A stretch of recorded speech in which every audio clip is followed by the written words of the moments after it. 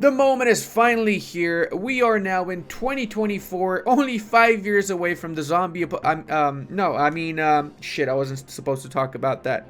Tell you what, we have our 1444 to 1821 Byzantine run right here. So we got that going for us, right? One movie to rule them all. And for just 6,900 likes, we're gonna continue the Byzantine run. In Wiki 3, we're gonna convert the save file, and we're gonna release all of Africa, all of Asia, all of the New World, and we're only gonna play as the European continent. The first thing most of you will notice is that we have a lot of changes on the map. For example, the province of Burgas or Mesambria starts as a part of the Byzantine Empire. This is actually historical. The Byzantines did own the entirety of the coastline here, all the way up to the city of Varna, essentially, and they also owned these islands here, which apparently are a part of Genoa, so that's not historical, but hey, it's fine. I get it. They don't want to make even more small islands in the area. They already made Lesbos and Schio a separate island, so it's fine. I know that there's no plans to add any more provinces, as there's already a lot of provinces in the game. We also start with some extra debuffs, though. We have increased autonomy in the southern parts of our country here in the Morean, Achaean, Corinth areas. We start with some absolutely atrocious privileges that we need to get rid of. We have the Clericoi, which is the church estate renamed and revamped. Union of the churches. Now this gives us relations actually with the papal state, so that's a positive here. We do start with 115 relations with the Pope, but it also gives us tolerance of the true faith -4 and missionary strength -10%. So essentially we cannot convert anybody, and we have barely no bonuses from our own religion, so that's not Gucci. Then for the Eugenes, which are our military estate, we start with the deteriorating army that offers fort assault -75%, morale of armies -15, reinforcement speed and army tradition DK. Yeah, this is really bad. This is probably the one we really need to get rid of most. In order to get rid of most of these, we have to grow, and we actually need to win a war against the Ottomans, for example, to get rid of one of them. I personally found, since I got the early access, 3 different strats that still work. I'm going to show you one of those in this video, of course, so pay close attention if you're trying to follow through with the video yourself. Let's also not forget to talk about the last 2 debuffs of the Burger State, or the Emporoi. We have the Reliance on Republics that offers us ship building time plus 200%. So this was intentionally made to make it so that you take a lot longer building your ships, and as consequence, it gives more time for the Ottomans to snowball or maybe even attack you, since it's 200 times more time to build said ships. Also, tax exemption for the Latin merchants gives global trade efficiency, global trade power -10%, and trade efficiency -10% as well. That's pretty bad. But there is something here which is going to be very beneficial to us: the mercenary cost -25%. That's right, boys. Pretty much the easiest way to crush the Ottomans is using my old strats from 1.32 or 1.33. I don't remember when I did it last, but the mercenary strat. We basically murk the schnapps out of it, fight the Ottomans mano a mano. Let's take a good look also at the mission tree. Now we do have a lot of missions, and I mean a lot of missions. Look at all these juicy things here. With some of the later down missions here, for example, the theme system, mend the schism as well as an option as well now. The purple brew that offers the warehouses of the east and so on. There's a lot of good stuff. My favorite here is Avenge 1071. I think some of you might know what that's all about. It's about the Battle of Manzikert, which occurred on the 26th of August 1071, and it allowed the entrance of the Seljuk Turks into the Anatolian Peninsula. It happened somewhere in this area, if I'm not mistaken, which at the time was the border of the Byzantine Empire. So you can imagine we need to get a big chunk of land to get back to those particular borders, don't we now? Now, of course, in good old Ludi fashion, we're gonna start with our estates, and guys, pay close attention, because these estates will make the difference between you losing and winning the war very easily in the early part of the campaign. So really pay very close attention. This is really important. We're gonna give out the +1 admin and the +1 military, and we're not giving the +1 diplomatic, because instead we're gonna be selling titles. We need the money at the start. We're gonna be summoning the diet, going for whichever agenda best suits us here. 2 allies is fine. Seize the crownlands afterwards. And you're probably wondering, why am I able to do this mission already? It's because I focused on my military power. We're also gonna get a military advisor, since we're gonna need one anyway. And yes, after this we can get from the Serbs up to 250 ducats based based on their attitude and opinion, so we want to be allied with them before we click this. To get that alliance with the Serbs is actually very easy. We can just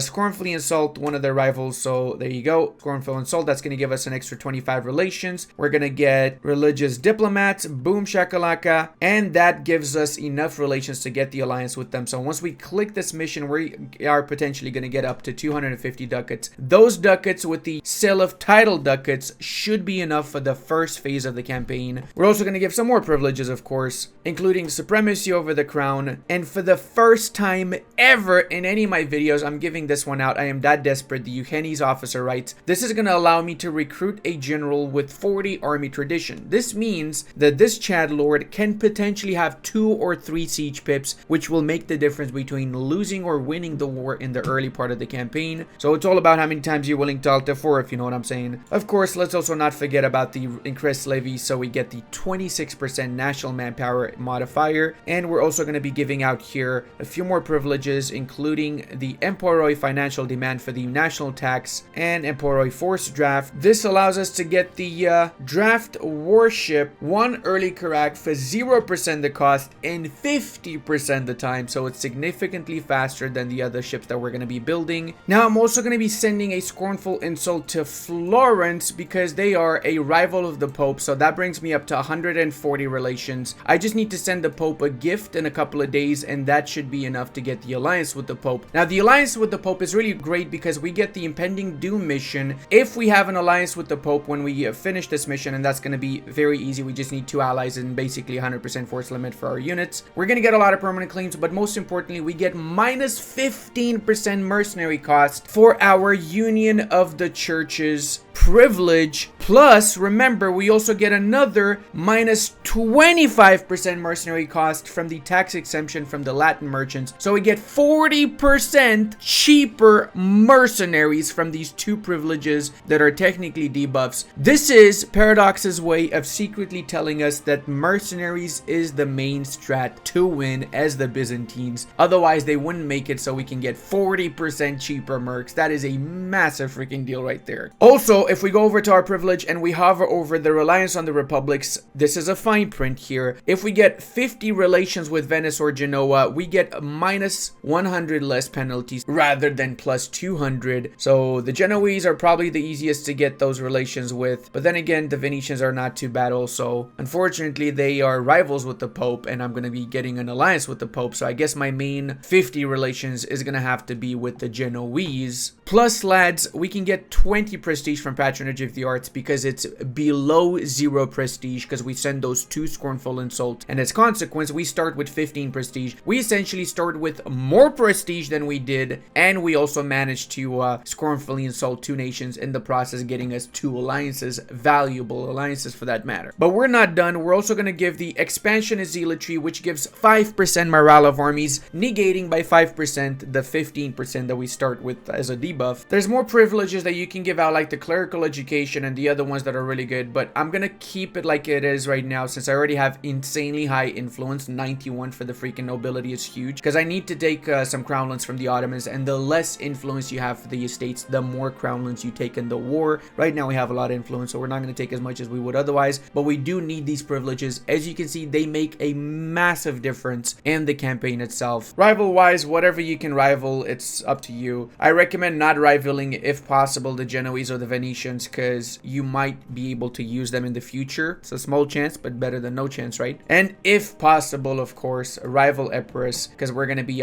pretty much doing this as our first war in 1 month. We're going to be recruiting the Free Company in the southern bits of Greece, and we're going to be transferring our army here as well, since we're going to be attacking Epirus first, as I said before. Let's also not forget to draft the ship for war, and we're also going to be queuing up some more ships. Now, you guys probably already guessed it, but I am going to release Bulgaria from the province of Mesembria, since they have a lot of cores that we can get from the Ottomans, but most importantly, since this would be another fortification for the Ottomans to struggle to take when sieging us down. Plus, the Bulgarians might even recruit some of their own units, so that's a possibility that would help us out quite a little bit if they do, especially if they recruit the Free Company, which is likely, and that's 4,000 units from the get-go. Make sure we got both of these bad boys unattached, and let's see what Papa Generalius is gonna look like. He is actually a freaking Chat Lord. Holy mother of God. 2 siege, 2 shock. I'm cool with that. I'm definitely very much so cool with this dude. Sure, he's not a 2-star, but he's not that trash either. Overall, he's pretty decent. Since we have recruited the Free Company, we have a stronger army, and as such, the Albanians are willing to ally us. So we will try to use Mr. Skanderberg, the Chat Lord 5551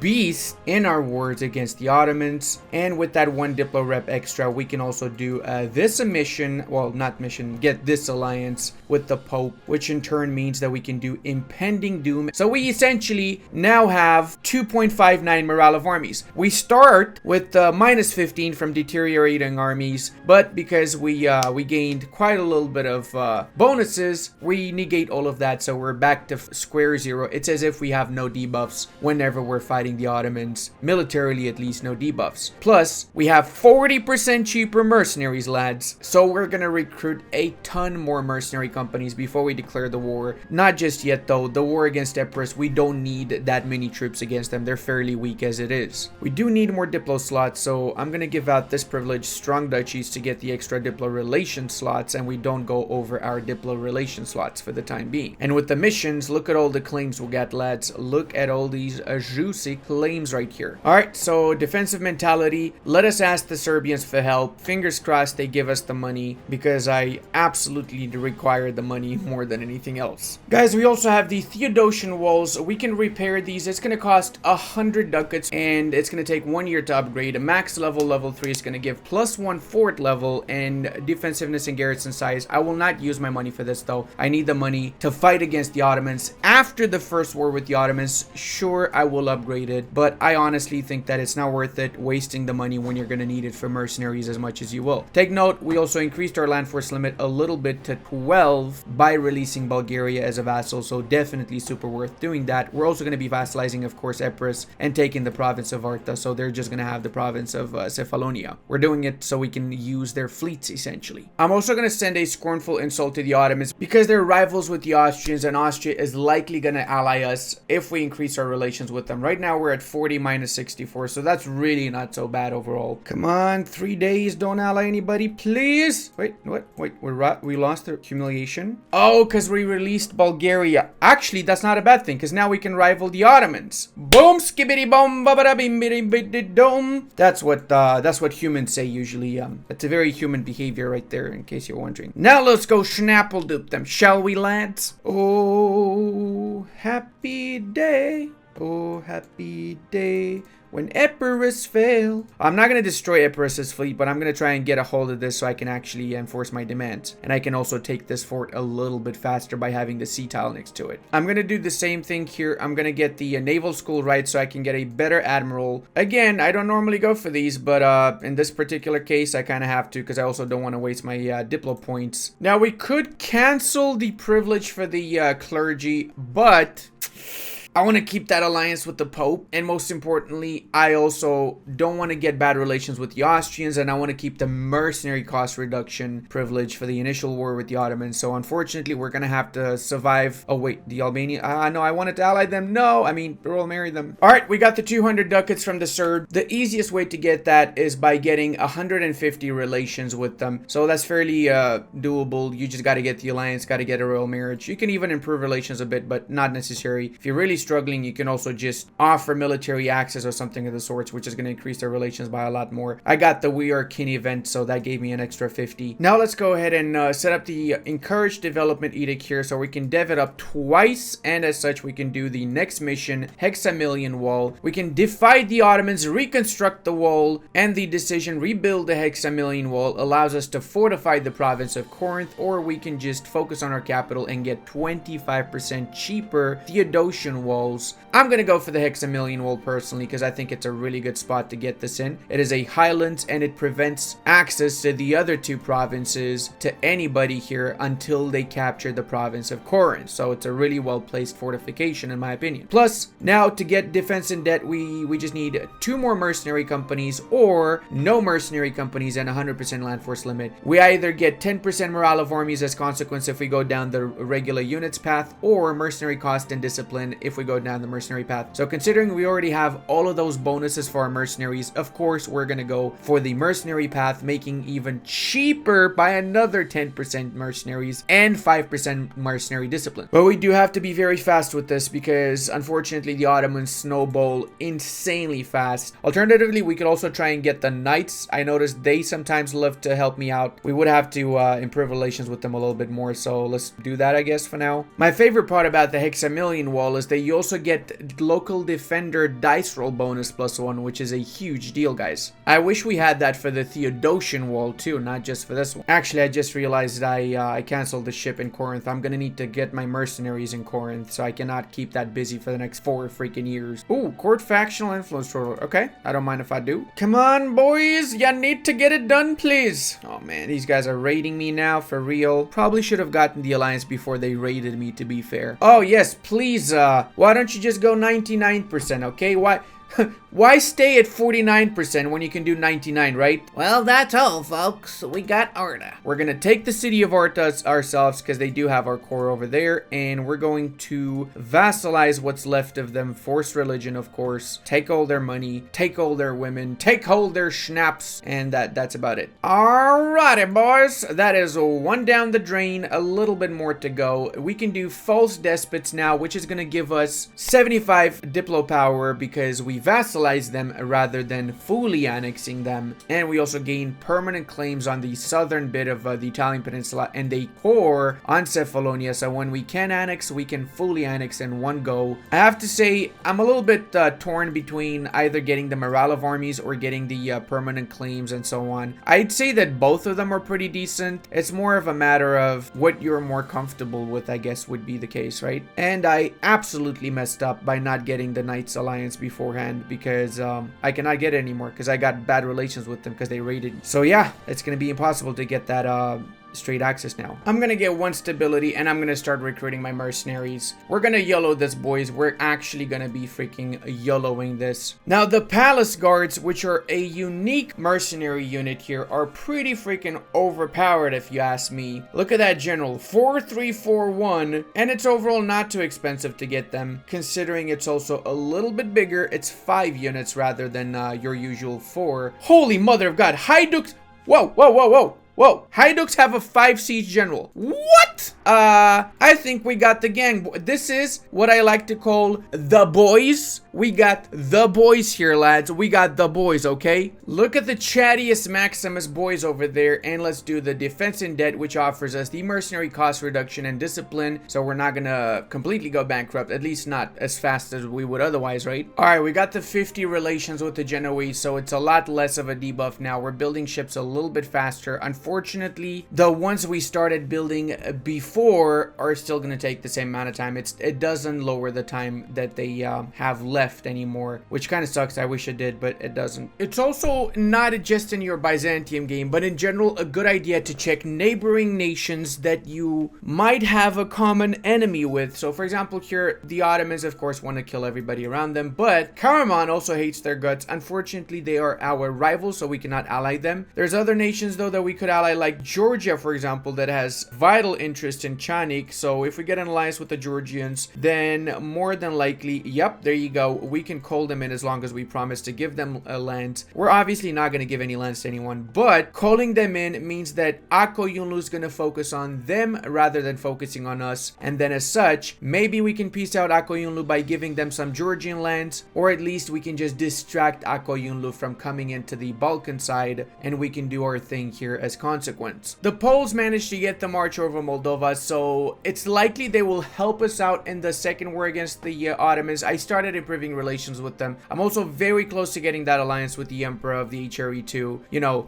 the fake Roman Empire. But yeah, this is gonna be just us against the Ottomans. It's gonna be mano a mano here, that's for sure. The first war at least. And this is what I was waiting for, lads. The Ottomans declared their war on Dulkadir, so it's gonna give us a little bit of a shot here. Whilst they're fighting in the eastern eastern parts of Anatolia, we might be able to snatch enough lands, maybe even get the forts in Salonik and Gelibolu. So I'm gonna wait for their units to cross on over. I'm checking that out now. There you go. They're starting their march across. Now we're also gonna make Epirus loyal before we declare the war by doing this. Developing their provinces once lowers their liberty desire by 5. So remember that whenever you want to make your vassals loyal and you have some extra mana points lying around, dev their land. We did that because it doesn't make any difference. We're gonna integrate them instantly. And more importantly, if they manage to attach their fleet to our... Wait, did they just destroy their fleet? They did. Oh god, they just deleted their fleet, bro. Ooh, this is gonna really suck without the Knights fleet. That is for sure. Really suck. That's why I'm not backing down. I'm gonna go full on.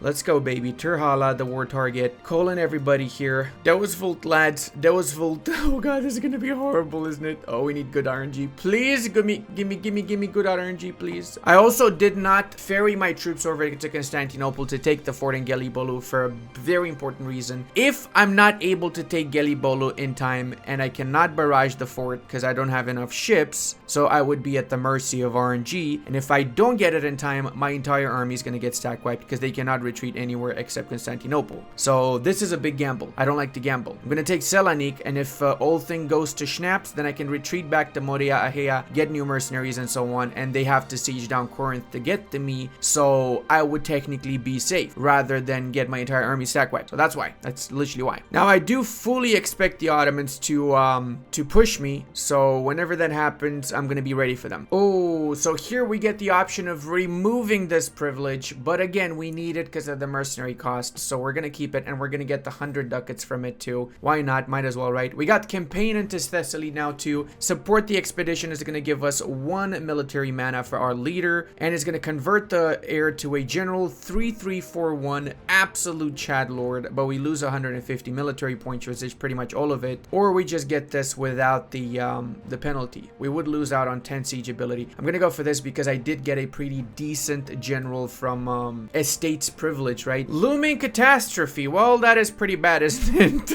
1 stability, 10 fort defense for a while, or morale of armies for a while. I want to say morale of armies, but boy, that stability is juicy as schnapps, man. I'm gonna go for the stability. That's like a lot of mana points. We're gonna be switching over our diplomat, and we're gonna be getting a spy network in the Ottoman Empire to help out with siege ability, of course. It's not much, but better than nothing, right? Hey, you know what? The combined fleets of Athens, Wait, what the hell is the Knights doing here? No, they're not in the war. Never mind. Albania, us, Athens, and Epirus, we actually have more ships than the Ottomans. So, oh my god, if we rush, we might actually win this super fast, man. That is going to be the best RNG I had so far. And I just realized my face is massive. Let's make that a little bit smaller. Giovanni Giustiniani, the famous Genoese captain that defended Constantinople till the last breath with this band of merry troopers, is going to be one of our generals. 2230, 1,000 manpower, and 306 sailors, representing the Genoese, brave Genoese that tried to defend the Roman Empire till its last breath. Really, really fascinating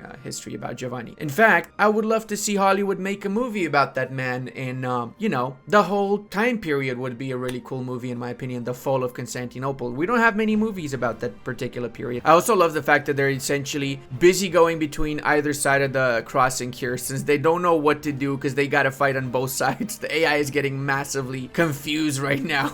Oh, let's go, everybody. We got friendly relations towards us by the Austrians, so we got 124 with 40. As soon as we finish the war, we can get that juicy alliance with the Austrians. Hot diggity dongalong. I'm also gonna improve with the Mamelukes because I have a strong suspicion I might be able to get an alliance with them. 52 with 76 basically means I will get that alliance once I finish the war, and I'm gonna get that so that I can easily use them in the next war against the Ottomans. I want to just remove the Ottomans, the sooner the better, so that I can have an easier time afterwards when dealing with the particular regions, right, with Anatolia and the Balkans. Ooh-wee, baby! That's what I'm talking about. 172 days. That 5 freaking siege general is schnappeldoopin' everything. He is absolutely schnappeldoopin'. You get that? I said schnappeldoopin'. No, seriously, I have issues. I have a lot of issues. Oh, I just remembered, guys. This video in particular is gonna be getting a lot of attention from Paradox. So if you have any feedback about this DLC, so whatever you feel you like, you don't like, be honest. They really appreciate your feedback and they'll be reading it from the comment section. So take the opportunity, write down in the comment section everything you want to talk about. Let them know this is your chance. Hell, it's even your chance to let them know what DLCs you want for the next what countries you want for the next DLC to be covered, right? Because we all know that the next DLC is going to come middle of next year or something like that, right? Okay, we're actually not so bad. 3.27 and 3.1 morale is really decent. The discipline's a little bit of an issue, but we do have the Chad Lord General. We got Skanderberg, we got Giovanni, we have everybody that we need as generals to cover up for that. And it looks like Akoyunlu also is getting their asses handed to them by the Georgians, so I'm happy to see that. I gave some objectives to the Georgians, but they're not really doing any of the objectives I want them to do. So hopefully that's gonna change. What the hell is Wallachia doing here? Boys, are you at war? Oh no, Poland's attacking them. Oh, that sucks schnaps, bro. For them, sucks for them. It's not so bad for me overall, I guess. Closer towards me for the Poles means easier for me to get the alliance. All right, baby, minus 14 at the start. That is really decent. Let's get some amazing dice rolls, please. Or siege progress, better yet. Now you might be wondering, why are you not sending a detachment over here to siege down Edirne? I did, and guess what? They almost got stack wiped by the Ottoman army because they came out of Burgas. So I'm gonna take Edirne after I've secured Gelibolu, because then I have the sea tile too, so I pretty much have the Balkans for myself, and I can also wipe out this army before crossing into the Anatolian bits. But again, I need to make sure this is taken first and foremost. Come on, dude. Freaking 42%. Can you just fall already? I'm so worried these guys are gonna get this fort right now. Woo-wee, baby. Let's go. Let's go. Take Edirne next. I think I'm gonna, yeah, I think I'm gonna take Edirne first. And then I'm gonna, actually, you know what? No. Actually, I'm gonna attack him. I'm gonna attack him because this is a defensive battle for me, right? So make sure everything is consolidated here. Get these units as well in one army. Boom shakalokos. They don't seem to have a general assigned there, so I guess their army with the general is fighting in here. Yes, that seems to be the correct thing. Also, not gonna lie, I am honestly shocked how good the Georgian troops have been. They've won 3 battles against Akoyunlu that has given me a little bit of war score too in the process, right? Okay, baby, come on. We need to win. We need to win. Give me that battle. Give me the freaking battle.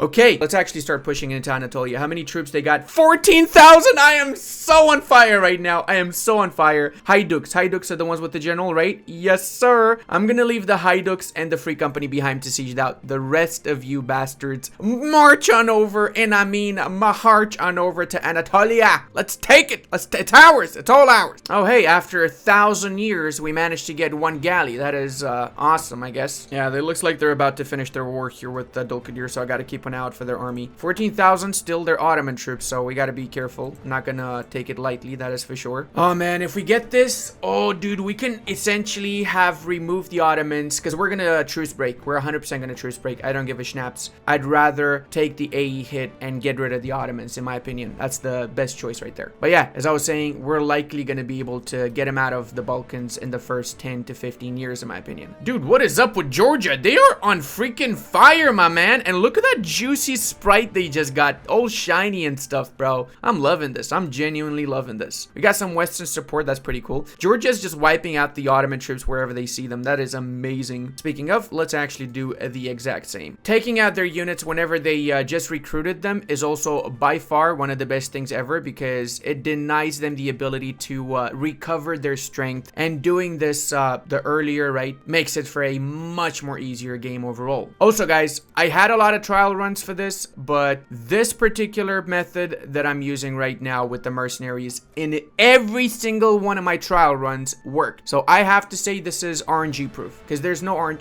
There are small things obviously with every game, right? But overall, the mercenary strat works by far every single time. Obviously, if you're completely trash at the game, that's a different story. And I will make it so that I leave in the final edit as much information as possible, so you can follow along with this video if you want to recreate the Roman Empire yourself as the Byzantines. All right, let's bring Chadius 5 Sigius Maximus Haiducus to this province next. Dude, Georgia just got the freaking, oh my lord, I am loving Georgia as an ally. I might even keep them for a little bit longer, bro. I was gonna do this and peace out out the, you know, Ako Yunlu, which, you know, I might still. No, I'm not gonna do it. No, I'm not gonna do it. I'm gonna piece him out with the white piece. Because I'm genuinely impressed with how freaking good the performance of the Georgians has been. Bro, what the schnapps is up with this, man? What the schnapps is up with this? Seriously, I'm loving this run as it is. I'm freaking loving it. I have essentially become the AI. I mean, I am human, guys. I was born.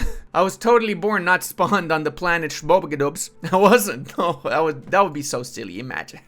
Totally not. I'm gonna occupy this though, because this is not going to Albania, that's for sure. I'm also gonna take the coastline here, maybe. Yeah, why not? And give this over to the Bulgarians, sir. Well, actually, we don't need to do that from there. We can just do it from here. Oh, that's where they draw the line. They're like, no, we're not giving that to Bulgaria.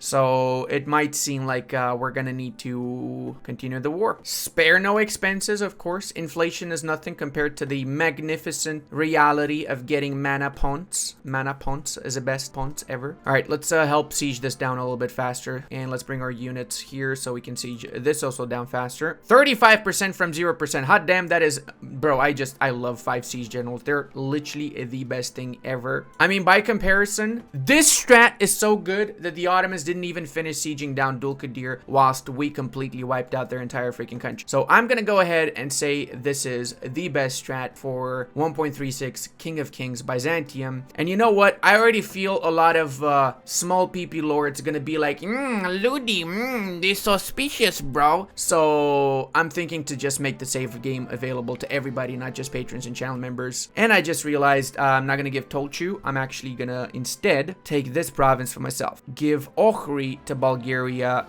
because I don't want Albania to have any sort of access here at all. You never know what might happen in the future, right? Come on, just need a couple more provinces, I'm assuming. Just a few more, bro. Just a few more. Come on. Let's go, baby. Ooh-wee, ooh-wee. 96, can we do it? Can we do it? We can do it. Hello. That is gonna be 130, 124, and Coalition of Ottomans in Karaman as expected. All right, cool. I'm doing it, boys. I'm doing it. Booyah, Snokos, 30,000, and they lost way more than us because we got Zacchaticus Maximus, and we're gonna now do a few more things like reverse the downfall, 25 power projection, war exhaustion, diplo rep, everything good to go alongside it, a little bit of cash and manpower. I'm loving it. And these guys just gained independence, so guess who's gonna be attacking them? It's this guy, because we're gonna establish ourselves in Italy, of course. It's my land after all. I am the Roman Empire, okay? And look at this, 1444, we got back all of our lands, we pushed out the Ottomans, and we've actually destroyed them. They only have 7,000 manpower, 15,000 troops in the field, and we're gonna push for a second war, of course. All right, I recorded a little bit of an intro for the video now. I can continue. So, I like the new quality of life stuff that they've added also. Like, for example, the center of trade upgrade is really good. So now I know I can upgrade the center of trade whenever I have the money for it. Of course, it's not a priority because I want to get the churches, so I'm going to save up for the churches first off. But let's get our troops back since we're going to be doing more wars, obviously. A lot more wars. We want to get rid of the Ottomans whilst they're still super weak. Let's also get that alliance with the Austrians that we got from before. I mean, that we managed to get friendly relations with from before. And we're very close with the Mamluks. I don't think I need them anymore, to be fair, but let's see. I will attack the Venetians too at some point. I want to really attack the Serbians, but you know, I got that thing called an alliance with them, so I kind of have to break the alliance. Oh boy, that's gonna be schnabadoobs, isn't it? Yep, it's gonna be very schnabadoobs. It's gotta be done though. It's gotta be done. Wait, no, I got a royal marriage too. Okay, well, that's bad. You know what? It's not too bad. I'm gonna focus on Naples since I got the claims and on the second war with the Ottomans, and then after I'll focus on the Serbian bits, I guess. Now, the reality is, guys, I did not get diplomatic and admin advisor because I didn't know how much money I'm gonna need for the war, and I wanted to just basically play it safe, right? Okay, we're gonna make the Venetians our next rivals because we're gonna be taking provinces from them anyway. Can get an alliance with, royal marriage with the Austrians. Sure, we can do that. Okay, so all we need to fix our army is just get a level 2 military advisor. All right, that's not bad at all. We could get this guy, discipline advisor. Hell yeah, baby. We got repair of the army. We got rid of that horrible privilege that was destroying our army. So now our armies are in fact some of the best in the freaking world. 3.3 morale. Well, it's not really the best. Holy shit, these guys got 4 morale. How? What the hell did they do, man? Oh, they teched up. No shot. They just got military tech 4. How far am I from that? I'm not too far from it. We'll be fine. We'll be fine. They still have only 15,000 units, so we should be fine with the second war. And I just realized I forgot to make a separate save game so I can put it in my Patreon folder. I'm gonna do that right now. I'm actually gonna make it available to everybody, not just patrons and channel members. This has to be one of my favorite runs in 1.36. So I've actually recorded a lot of videos for 1.36 so far. I've done Karabakh, I've done Ardabil, I've done Karakoyunlu, I've done Mamluks and so on. Out of all of them, this right here is by far my favorite run. In my test runs prior to this one, I managed to get some insane freaking thing. I basically got all of the Italian, basically Eastern Roman Empire borders by 1470. That is how freaking insane it can be as the Byzantines. Granted, you need some really good RNG, but it's doable with the new mission tree and the new flavor. It's really, really doable. Like the Pronoia system is insane, my man. If we make these guys here our Pronoia, not only do we get all these juicy modifiers and everything, but we inherit them for free. It costs 0 freaking mana points. That is just so broken, man. I mean, what I did before was I gave them all of these lands, right? And then I did the same with a few more vassals and the Anatolian bits and Syria and so on. And I got like 700 development with 0 diplo points because it doesn't cost anything to integrate. It is so broken, man. I love it. I really hope they don't change this on release. And I'm not saying anything to the development team because I don't want them to change it. I want you guys to experience how broken it is. And then maybe they can change it with the next patch. Let's see. You can also make Naples our rival. That is a good. All right, let's see how much aggressive expansion we're getting for this.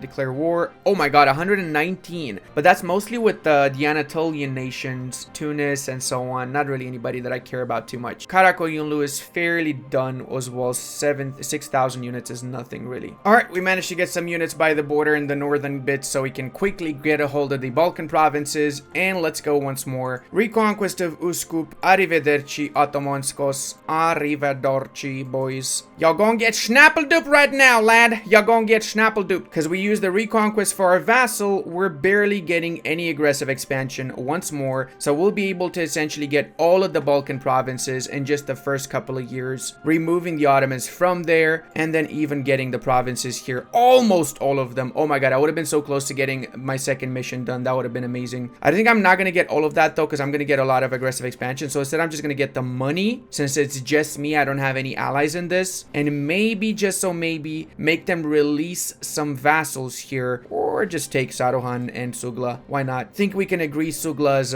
it's a pretty fascinating place for us to take, right lads? Okay, time to lower war exhaustion, improve stability. They went up to 19,000. Holy shit. Okay, I'm gonna make sure my troops are a little bit closer to each other in that case. We do have a little bit of a coalition forming, but that is to be expected. However, we got military tech, so we should be fine. So we got Crimea, Karaman, Chandar, Ramazan, and Fezan, which is essentially the Anatolian Beyliks. I'm expecting these guys will join, but of course they cannot because they got the truce with me in a few moments. Dulkadir is gonna get annexed, I'm assuming, by the Ottomans, so we don't need to worry about them either. Wait, what? Tunis? Really? Oh, they got 53 and they joined. What a bunch of schnobas. Oh, dude, I love the freaking notifications. Like, actually, man, you can summon a diet. Thank you for telling me. I literally just forgot about that, so I really appreciate it.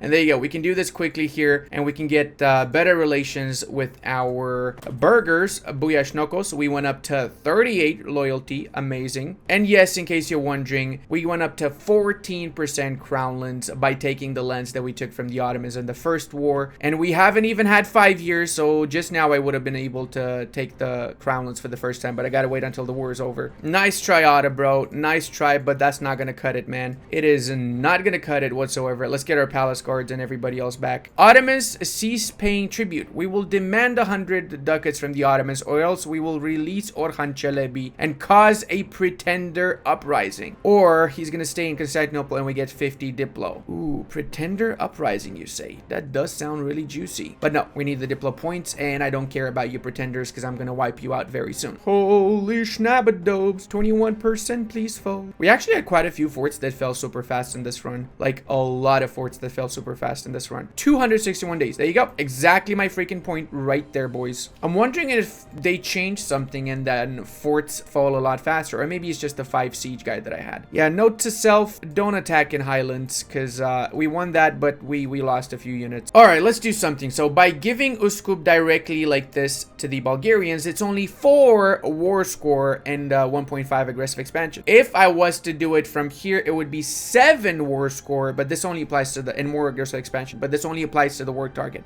Remember that, guys. So the rest of these we're going to give via the interaction here, of course. Return to my beloved Vassalius. There you go. And that one. And then can we take the entire coastline? No, we couldn't. We're still missing Aydin. But we would be able to get a little bit more money though. 63 aggressive expansion. Not bad. Now, I think I'm going to do this. Just get the cores because I do have a little bit of aggressive expansion. And I'll take Bolu so I have access to Chandar. And I'm going to take Chanik for the same reason so I have access to this area. That would be way less aggressive expansion. By the time we enforce this, even less because it's going to keep on going down, right? Of course, we're also going to take all the money in that case so we fix our economy. And then after, we'll just focus on the Serbs, the Neapolitans, and so on. Dude, this guy is 57 freaking years old. Holy schnaps. Not going to let them take that fort. They were trying to rush for it, but now they're backing off because they see me trying to reinforce it. No, I'm not going to let that. Nope, nope. Get out of here, Ottomans. I know you want to take it, but it's mine. It is mine. It's my fortification. You stay away from it right now. You stay away from it. You hear me? You stay right away from it. Yeah, of course they're going to go for it. Oh, you scumbags. You actual freaking scumbags. Come on, reinforce quick, quick, quick, quick, quick, quick. They got their own reinforcements, but yeah, it should take a while. Oh, there you go. 71% because of Chadicus 5 CGS Maximus over there. Let's go kill them off. Hopefully we wipe out some of their ships. Let's go, baby. Wipe out those units. Get them out of here. Get them out of here. Let's go, Ankara. They kind of did me a favor by wiping out Dulkadir because Dulkadir would have joined the coalition against me 100%. Let's face it. I'm gonna need to get rid of Akoyunlu's troops too. They're a little bit of a... Oh, actually, hold up. Akoyunlu's getting its ass wiped. 43-48. I just need to win a battle against them. That should be enough for me to get rid of them from the coalition. I mean, from the enemy alliance, I guess. Or they just need to lose one more province to the enemy. One of the two works for me. Let's go, baby. Please don't reinforce that. Come on. Come on. There you go. Get out of here. Get out of here. Oh, really? Really? That army might get its ass. Let's see. We do have Giovanni in it, so fingers crossed it does. At least maybe we can retreat over to Ankara. That would be pretty good. Come on. There you go.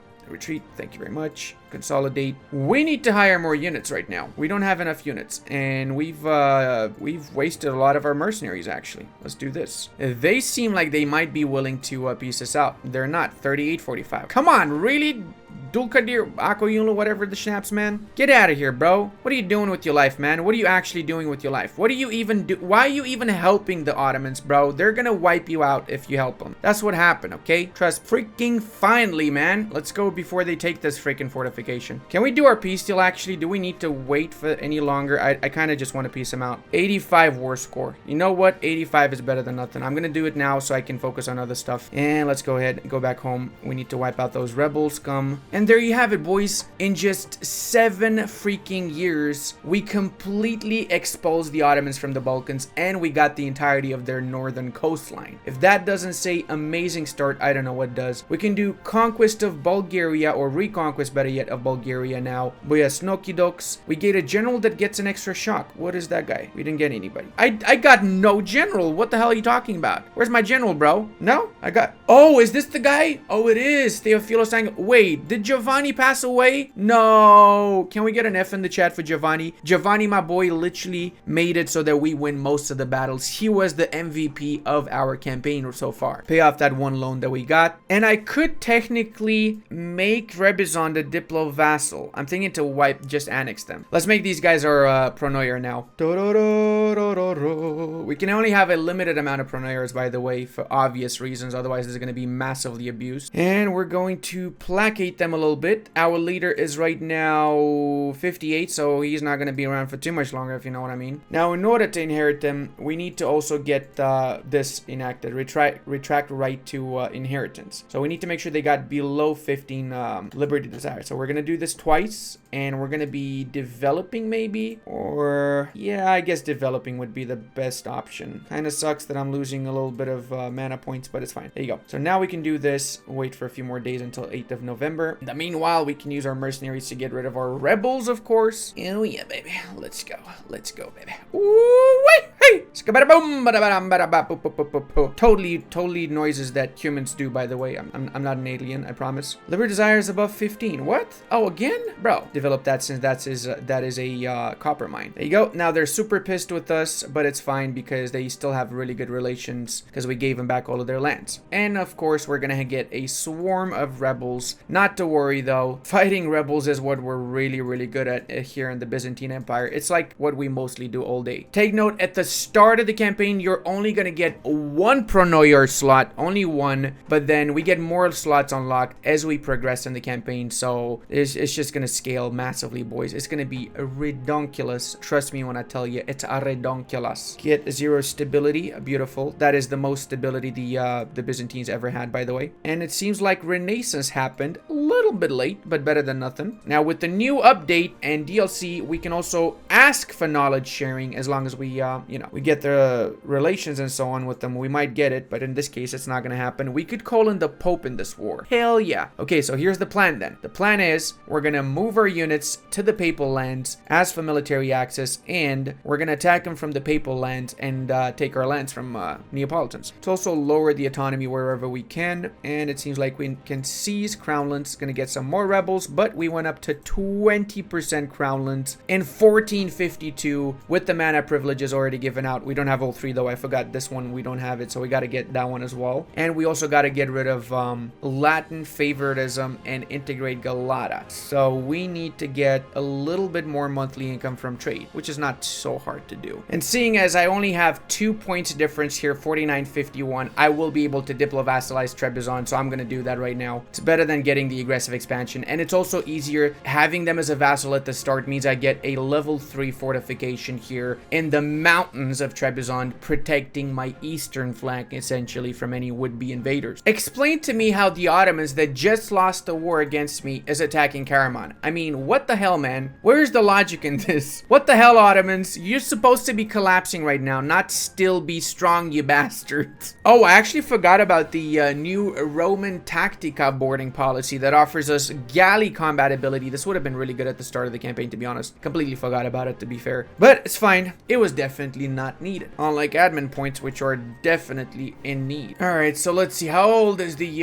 Pronoia of Bulgaria? He is 46. Okay, not bad. He's a 646 as well. That is insane, man. We're in the process of getting our units now over to the Papal State, since the Pope is going to join us in the war against the Neapolitans. So that's going to be of massive help. And after, we might even do a cheeky war against Ragusa to bring in the Ottomans again, just to shorten the truce. Make it, instead of 15 years waiting for the truce to finish, make it 7 years, because we're only going to take money from the Ottomans. Remember, we got 0 loans in this initial war and second war. We're actually a-okay financially because of all those cheesy strats we did at the start of the campaign and because of the flavor that the Byzantines received. We still haven't canceled the alliance with the Serbians. We will, but before that, we also want to be attacking the Venetians to take back the lands that the Venetians stole from us, and eventually we're also going to be taking Venice City itself, since we have an achievement here. Don't remember which one it was, but I think it's this one. Yep, control Venice, make sure that the country Venice doesn't exist. So we basically just have to wipe them out. I want to bring this all the way to 1820 as the Byzantines fully explore the mission tree and just have a ton of fun in the process. I like how it says 21 out of 17 for our land force limit, because we're not over the land force limit, since the Palace Guard do not take land force limit slots. So even though we have 5 regiments in the Palace Guard, it's as if we would have none. And the Ottomans just declared a war against Karaman. What the hell, man? Like, you've literally just finished the war with me. I crushed your armies. You're back up to 18. What the F? I'm gonna start currying favors with the Austrians, because I'm 100% sure I'm gonna be able to get them in the war against the Venetians, since they don't really like the Venetians too much. They didn't rival them in this run. Normally the Austrians and the Venetians rival each other a ton. Got a mission to dev this up twice. Let's do that so we can get some loyalty for our Burghers estate, which right now is not really the most loyal of estates, unfortunately. And there you have it. With the royal marriage, we actually can diplo-vassalize Trebizond. Let's get the relations though up first and foremost. I'm also going to be deleting the fortification in Macedonia. I really do not need that fort anymore. Same goes for this fort in Corinth. Unfortunately, since we won the war against the Ottomans, kind of turned it into a more or less useless fort. I'll keep it still because I'm going to go to war with the Venetians eventually, but it's not going to stick around for too much longer. The main fortification I want to get is in Castoria, which is a mountain province, and it protects all of the adjacent provinces as consequence, and it lowers the devastation in case they get raided by pirates as well. I'm also going to delete the fort in Optimatoi, so I do not give a chance for the enemies to actually get any war score against me. And look at that, boys, one of the new additions to the King of Kings DLC, expensive edicts. We've got this in this province for a while now, and we're not using it, so we're going to cancel it. Thank you very much for letting me know. I completely forgot about that edict, honestly. I've enabled scutage on Athens and Epirus because I will be at war with the Neapolitans for quite some time, and I want to integrate them during this war. Remember, you can integrate your vassals even if you are at war, as long as they are not at war, meaning you can just enable scutage so they don't join you in your war. We're going to set up Salento as the war target, and remember, as long as you are allied with the nation that you're attacking an enemy with, you can have your units in that nation's borders. If I was attacking Naples, but I was not an ally with the Pope, and I was not in the war with the Pope against the Neapolitans, my units would be black flagged, because I've seen this question asked in the comment section in previous videos in which I did the same tactic as here. Hope that that solves the riddle that some people were asking me before. Come on, we need to win this, boys. We've got to win it. Oh, the Pope's reinforcing. Hell yeah. Let's go, Pope. You know, speaking of the Haiduks here, which we have as a mercenary company, the word itself, Haiduk, basically means bandit in Turkish, and the reason for that is because Haiduks were essentially bandits at origins all around the Balkans and Eastern Central Europe, especially in Hungary, Transylvania. A lot of them were Romanians, Croatians, Serbians, Hungarians, and others that basically were tired of Ottoman rule and just wanted to revolt against them. Honestly, at this point, I'm basically keeping the Haiduks because of their 5 siege general, because they don't have the manpower to even reinforce their units. It's really bad. This is a trash mercenary company if it wasn't for that chatty-ass Maximus of a general that they have. Alright, we took the only city that they have with the fort in it. Now it's time to wipe out what's left of their units. How fitting that we have military tech 5, but we don't even freaking have admin and diplotech 4. Oh my god, I can convert Siena to Orthodoxy. Oh, that is beautiful. That is amazing, because since they are a one province minor, they convert their capital city and only city to that particular religion. Meaning, this is not a bad idea. We could technically enforce our religion on most of the OPMs in Italy before we conquer it, right? And you got no more army, Florence. You got no more army, bro. Cannot really enforce religion on Florence, though. So, I'm actually okay with the white piece. Screw it. Let's go so we can focus on our domestic issues, and by domestic issues I mean wiping out Albania next. Oh boy, I had to placate the Bulgarians twice, and that cost me a little bit of money. I mean, a little bit of prestige. We're down to minus 16 now, unfortunately. And I also want to do Eugeni's integration policy before I integrate my 2 vassals. Let's go coalition. Naples and Venice might join, so nothing really important. And we got 7 provinces, which means that we now can do recover Magna Graecia, culture in Calabria, Bari, Molise, and Capitanata becomes Greco, which is one of our cultures. So let's go to the culture map mode. Daria, go lads. We have 5 new Greco provinces now. This is a part of the Byzantine culture group, and it symbolizes the Greek people that were in these parts. Granted, in the 1400s, likely not that many of them left, but in antiquity and early Middle Ages, there definitely was a sizable amount of Greco people around. Descendants from the ancient colonies of the Greeks within the Italian peninsula, and really within the entirety of the Mediterranean, because they had colonies everywhere, really. Hey, we got friendly relations towards us by the pole, so we can get that alliance now. That's gonna come in massive handy. It might even help us break the chains of the coalition that we have. Oh, dude, what? Venice actually joined the coalition? Oh, my lord. Okay, I guess I'm gonna go to plan B. Always have 2 plans, lads, which is is attack Albania. And this way we do not co-belligerate Venice, so we don't call in the coalition, and we just call in Austria and have an easy time against the Venetians. Okay, we've integrated Athens, which means that even though we have the integration policy privilege that offers 15% liberty desire, Bulgaria is loyal now because we have less vassals, essentially. We also can do Peloponnesian Renaissance now with the integration of Athens, and that's going to give us 90 support for Renaissance and the Mare area. So if we go over here, look at that, 90, 90, 90, 92. So we almost pretty much got Renaissance in this freaking area. I'm going to let the Austrians do most of the heavy lifting, but of course I will too help a little bit here and there. Let's see if we can use our fleet to get a little bit of an advantage and get the control of this area at least. Wait, what? Hungary just attacked the Serbs. Oh my dude, please no. Oh, and Hungary still has Ladislao. That means they likely will become a junior member of the Austrians. Please no. Oh god.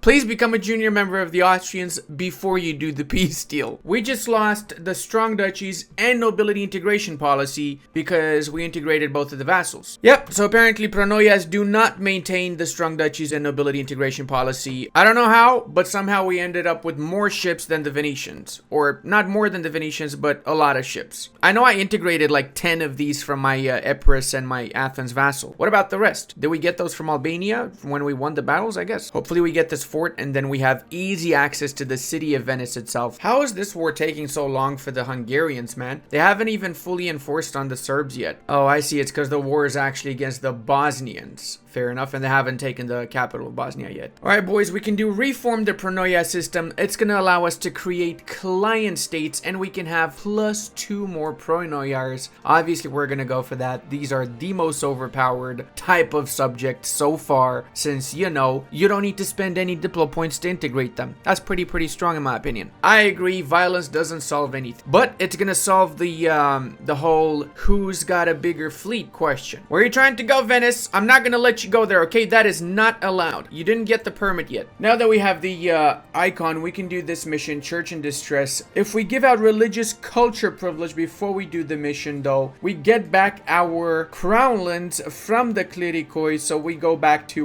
21% crownlands. Essentially, the religious culture privilege was for free as consequence. Take note, now we really do not tolerate heathens as consequence too. Siege down Venice, so we can enforce our deal now. We don't need to worry about the rest of their country. Well, we got the Sea Tile and we have Epirus, so they cannot actually cross on over here unless we move our troops away from the Sea Tile, which we're not going to do, of course. Ah, yes. Why don't you just go to 1,000%, Spalato? How about 1,000? Can we get 1,000% here, please? All right, we got it. All right, there you go. There you go. We got it, boys. We good you. We good you, everybody. Looks like Austria is also attacking them there, so let's help out the Austrians, shall we? Let's blow. Come on, win that battle. We need those ships. We gotta take all their ships, y'all. I sometimes feel like the game knows when I'm playing, so that it gives me all of the freaking 70% sieges, like all of them. The hell is this, man? Again, another 70%? 78%, boys. Why not? Let's go up to 1,000, shall we? And it's only got 300 garrison. I mean, what the hell? How are these 300 units even defending against 10,000? Come on, please fall. Don't embarrass me here. Please freaking fall. There you go. So for the peace deal, it's gonna look a little bit like this. I'm taking 2 provinces, even though I'm incurring a little bit of extra aggressive expansion, and I'm releasing Crete and Corfu so I can diplo-vassalize them. Plus, I'm taking as much money as possible. That's 200 ducats for myself, and not much of a coalition. Now let's also deal with the Albanians. We're gonna, of course, fully annex them. It was a bit of a costly war, though, to be fair. It was not as easy as I expected it to be, but hey, sometimes wars do be like that, unfortunately. On the bright side, these guys are pretty much ready to become my diplo-vassal here. Let's get that alliance, and there you have it, 56-49. Literally just need to wait for 1 more month. Same goes for Corfu here. 1 alliance and then offer vassalization. So technically, we kind of took all the lands we wanted to, right? Let's go 1 vassal. How are we doing with the Bulgarians? They're okay for now, and looks like Imereti is is ready to get attacked. Hey, Meretti's ready, boys. They are ready. Oh man, I really hope this is not gonna screw me up and get Bulgaria. Nope, we're good. We're good. I thought I was gonna get Bulgaria over the Liberty Desire threshold again. All right, now let's go make these bad boys our proper lands. They don't have any other cores, right? Nope. Alright, we're just gonna attack them. I'm doing this obviously because I have way too many freaking subjects as it is. And I want to get the land directly so I have access to Circassia afterwards and access to these lands here, since we want to basically get all of the Black Sea eventually under our control. After this war, we likely will just chill until the truce is over with the Ottomans. And let's do a naval landing here. We're gonna need to bring the Haiduks with the Chadius Corneliu over here that's got the 5 siege pips. So I guess you could say, lads, that I'm ready to annex Imereti.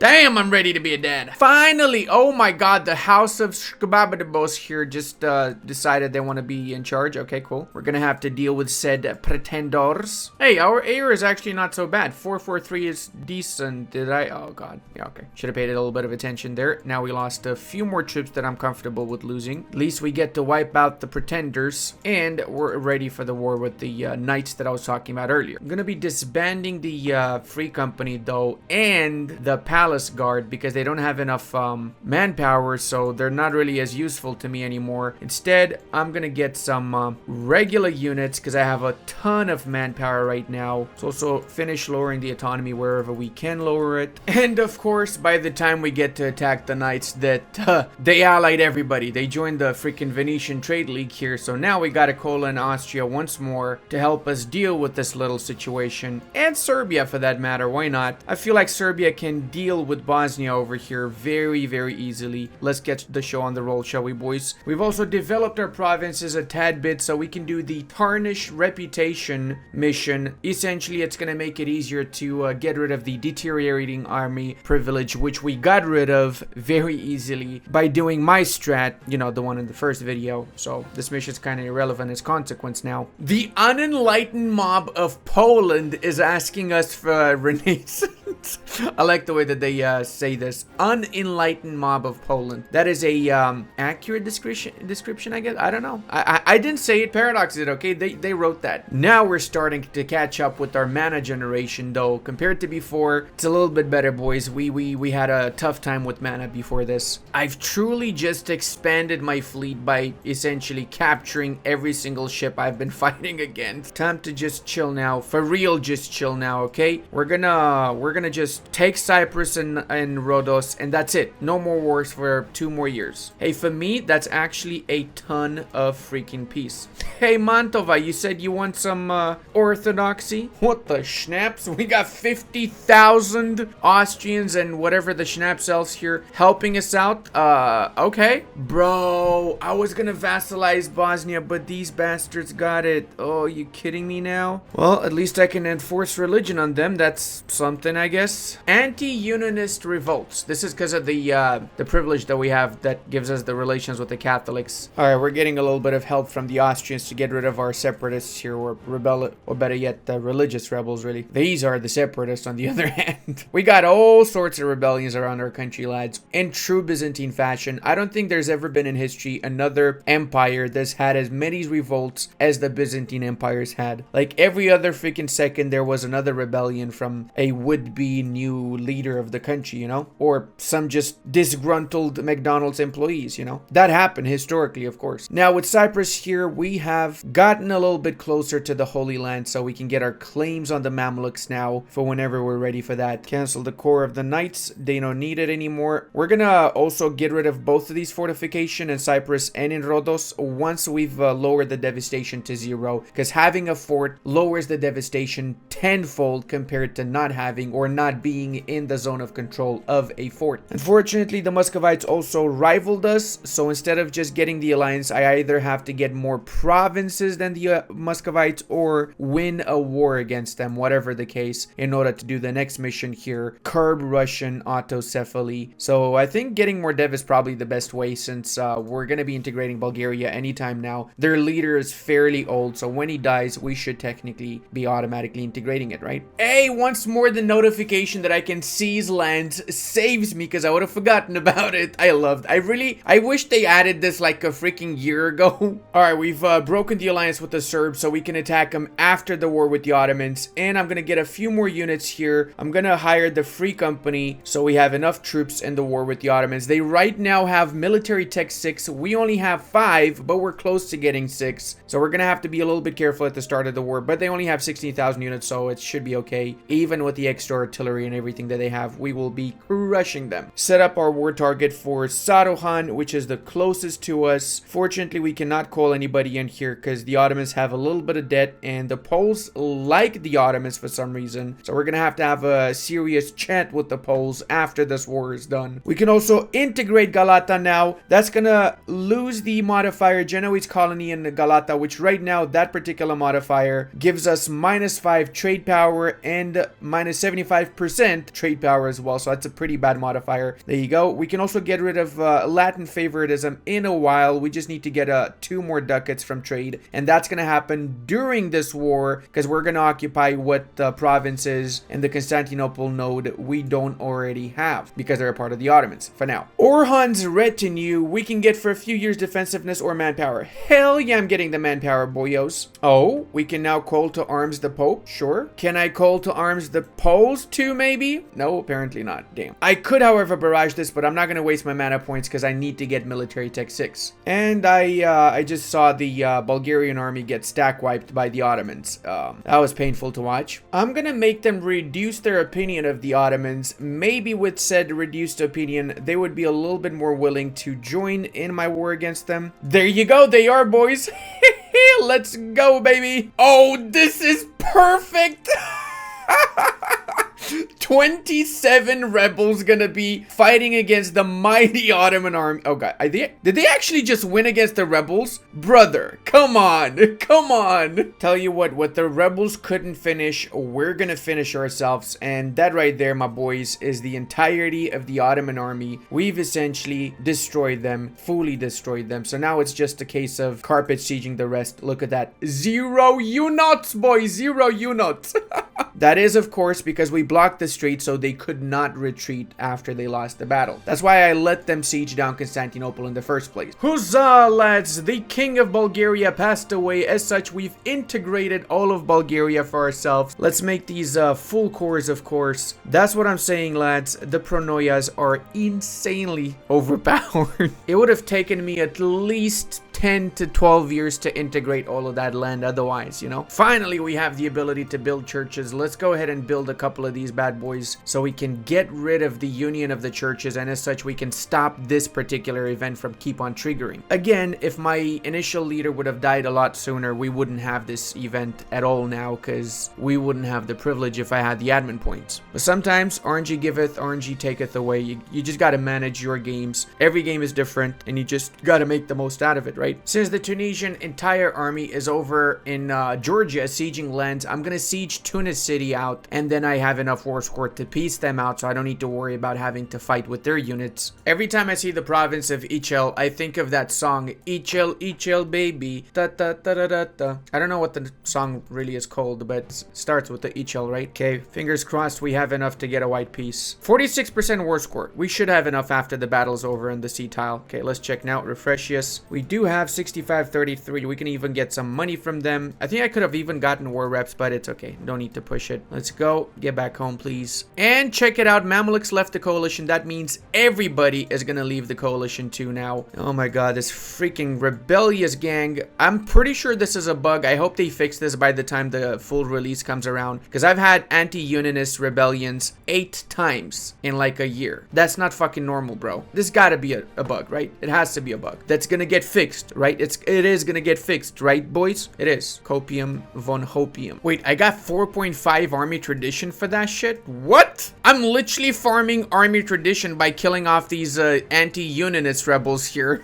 Okay, I guess there's some good things about killing these rebels off at the same time, right? Holy schnaps! 10,000 manpower and 5 patriarchal authority. Don't mind if I do, boys. All right, now let's go over and do this peace deal first. Actually, no, I'm gonna wait because my allies are helping me unsiege Constantinople, so I'll do the peace deal right after. Might as well take advantage of them helping me out, right? And we can do a separate peace with Shirvan that I didn't even know is in the war, apparently, but they are. And I guess somebody sieged them down. Thank you very much. Probably was Trebizond from the looks of it. Chattiest Trebizond here. Now, the Ottomans also have His and Kaifa and Crimea as subjects. I'm not going to be able to get those released in this war, but it's fine. It's not the end of the world at the same time. Come on, Aliatan. You got to win that. Fine, I'll help you out a little bit, but just a tiny bit. Okay, time to do the piss. Now, I'm going to take a little bit of money because I'm actually a tiny bit desperate. I have a pretty bad economy right now. We got to fix that. And we're going to take these lands here so we can release from Seleucia, we can release Karaman, and from Gangra, we can release Eretna. And then after in one more war, look at that, half of the HRE, or better yet, half of the Ottomans is Eretna, and the other half is Karaman. Now that I think about it, actually, it kind of overlaps with each other. Maybe I should have taken Germian. Germian's maybe better. Nah, it's fine. Maybe I'll just do Eretna and that's it, and then the rest I'll just directly own. Yeah, probably the best option. Let's go with Asia Minor mission now done. And now the provinces of Aydin, Huda, Vendigar area will slowly begin converting to Greek or Pontic via event. I need to have high stability to speed up the process though, and we got permanent claims on the entirety of the Anatolian, Theodoro, Matrega, and Kaffa, so essentially the holdings that the Romans used to have before that were in the meanwhile stolen by the Genoese. And we can also do more missions, namely curb Russian autocephaly, because we've grown bigger than them in size. There you go. So from now on, Diplo annexation of Orthodox countries does not incur diplomatic penalties, so we don't need to have the privilege. We don't need to waste a Diplo slot as long as the nation we're integrating is Orthodox. I can also finish the union of the churches if I don't have Catholic allies. So I'm going to have to cancel the alliance with the Austrians and the Poles temporarily, and also need to have 60 loyalty, so I have to wait for that a little bit to happen, I guess. I might need to get the loyalty from the... Oh, actually, I can get it from selling titles. What am I talking about? I can just sell some titles, get some money in the process too. We can now also do Triumph for the Asia Minor Coast, so we are up to 84 army tradition. We might as well do another war against Chandar, so we can wipe out what's left of the Beyliks and the Anatolian Peninsula. Remove the stain of Manzikert once and for all, right, lads? And I know it's not Chandar, it's Chandor! That's how you're supposed to pronounce it, eh? Oh, we can get rid of the tax exemption. Oh, boys, we just need to upgrade this guy once. Let's go, baby! Hell yeah, that was one of the biggest debuffs we had. So with that gone now, we can easily get rid of reliance on the republics, since we can actually increase our equilibrium above our influence by getting the extra trade power in Halab and by selling the titles afterwards. So we just gotta wait till this goes like 45% and we're good shaft. Another unique Roman government reform, restore the masters of office, means that statesman advisors now provide minus 0.01 monthly autonomy reduction per level, so that can be up to minus 0.05, which is a pretty significant amount. Plus, advisors that are rulers' culture are 15% cheaper. Sorry, rulers' religion. So in our case, that is all of our advisors right now. Another rebel stack, another 1.3 army tradition. And I think it's safe to say we got the war score we need with these boyos. Yep, we do. And we've secured the entirety of the coastline up here. We just got to get the Crimean bits. And Theodoro's probably going to be a vassal, right? They would definitely be a vassal. Let's piece out these guys first. We have Snoky Donks, and coalition wise, surprisingly nobody cares because I've pretty much wiped out most of the Anatolian Beyliks. So the Beyliks that are left is just the Ottomans. That's it. Now to end the union of the churches, we got to cancel all alliances with the Austrians and the Poles. So we'll do that temporarily and get the alliance back after, which is why I'm going to get the royal marriage to make sure that the Diplo slot doesn't get filled up. Oh, we've got Byzantine separatists and Genoese lands, which offered us a core on the island of Chios. If they manage to get themselves over to Lesbos, we get a core on Lesbos too then. And there you have it. We can end the union of the churches now since we've canceled all of our alliances temporarily. But there you go. We're getting those alliances back, my boys. A man with 100 traditions gonna be our general. Okay. Please be good. 6262. That's actually not bad. That's genuinely not so bad. Yep, I'm gonna assign this bad boy here in charge of our main army. Wait, was it him? Yeah, it's him. Okay. I was honestly thinking to get the Ottomans in on this, but they're bankrupt, so they're not gonna be joining in anybody's war anytime soon, unfortunately. They do have 12,000 units with 9,000 manpower, so surprisingly, they're not completely collapsed yet. Hey, look at this though. The rebels have taken Lesbos pretty much now, so maybe if we prevent the Genoese from retaking these provinces are going to defect to us after. Okay, I think it's been a month. Let's go with the war. Set up Zeta as the war target. Doesn't really matter. Any war target is fine. Let's go, boys. I am going to fully annex these guys here, even though it's a little bit of extra aggressive expansion. I need to for my mission. And also, having this establishes me in the Ragusan node. Orthodox defectors. We gain a core in Herzegovina. Woo-wee! 8 dev, not bad, not bad. I remember that the particular event being in the game from pretty much the times of EU3, really. We can also do promote the Emporoi now. Constantinople gets their trade building upgraded. If no building spread is present, then we get the marketplace. And if the stock exchange is present, then we get 1-1 base production and tax. We also get until the end of the game local development cost reduction and trade power flat plus 15. A massive upgrade for the Constantinopolians. Trade depot, my lads. Freaking trade depot. Karakoyunlu is taking advantage of the fact that the Ottomans are bankrupt, so they're attacking, and that's not good for me actually, because Karakoyunlu is surprisingly big right now. They've definitely consolidated their holds. They have not crumbled as they normally do, so I don't want to see them too strong. Hopefully they just take like the Hiss and Kaifan lands or something. Let's see. I'm gonna get myself a spy network in here because I will try to steal some of their maps first and foremost, and also I will likely go to war very soon. And I know that Theodoro is in fact a big fan of me. They would be my Diplo vassal and everything, but I don't want to just waste my time with that. I'm just gonna annex them, and I'm also going to annex all of Circassia since they're allied to each other. They might as well go down together, right? Very surprised with the amount of fortifications I have to siege down in Circassia. It's a little bit harder to get Circassia than it was to defeat the Ottomans in the last war, to be straight with you boys. Hey, we got the last jousting tournament. That's extremely freaking late. Holy shit. Ooh, 1 Stabilitaten. Ja, sehr guten. Cancel the core they have on that one because we don't need that. And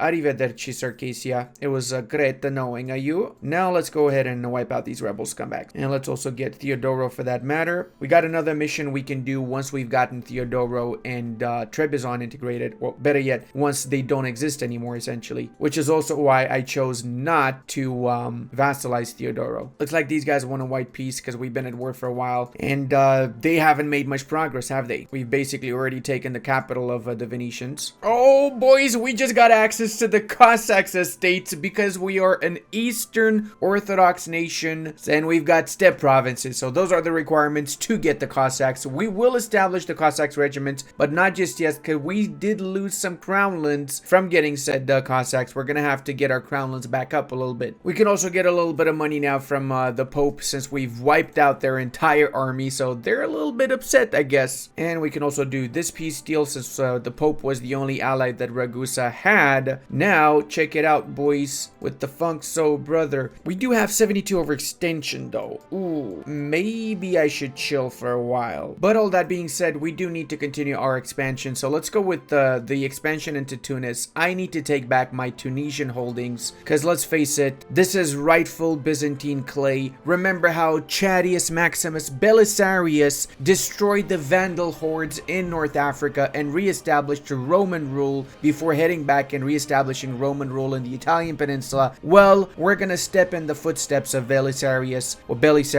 and we're gonna be making Rome great again. Hey, since we have 50 patriarchal authority, we got another mission that we're doing here. It unlocks the legitimization of the dynasty as state privilege for the clericoi. So we're gonna get it for above 33% patriarchal authority, tolerance to the true faith, legitimacy, and autonomy reduction. Plus, Constantinople gets its tax building upgraded, and if there's none, then it builds one. And we also get the reformed Byzantine monarchy, which offers some actual modifiers instead of, freaking debuffs and pretender rebels. So that's how you get rid of the pretender rebels, essentially. Or whenever your heir comes to power, you don't get the pretenders by enacting this particular mission. So let's Clicius Maximus, Buyashnokos. Look how amazing we are now. Reformed monarchy. Oh, culture conversion conversion cost minus 20% as well, not just the years of separatism. That is a juicy, boys. Plus, look at this. We got a basilic. You might be wondering, Ludi, why are you so generous with the Venetians? Why are you giving, I mean, with the Milanese, you giving them back their provinces? Well, first off, they're my ally, and I'm getting favors for that. But most importantly, I need to wipe out Venice from the map because that's one of my achievements, right? So I will take this Venetian state for myself and the coastline. Unfortunately, Austria was the one in control of this province, so I couldn't take it for myself. That's why I didn't take it now. I did take the other provinces around here, so in the next war, I'll try to have enough aggressive expansion to spare to fully annex the entirety of the Venetian state and the rest of this, or just give this up to somebody else if they want it, essentially, so we can get that juicy achievement. Now, let's focus on Tunis, because I feel like I want to get their entire coastline here, or at least as much as possible. We're going to be re-establishing our old African holdings, taken by the Vandals, taken by the Arabs, returned to the Roman empires very, very shortly. We are so behind with our admin points, it is insane. Actually insane. And these guys are going to take back their provinces. I should have stayed in the war with them a little bit longer, I think.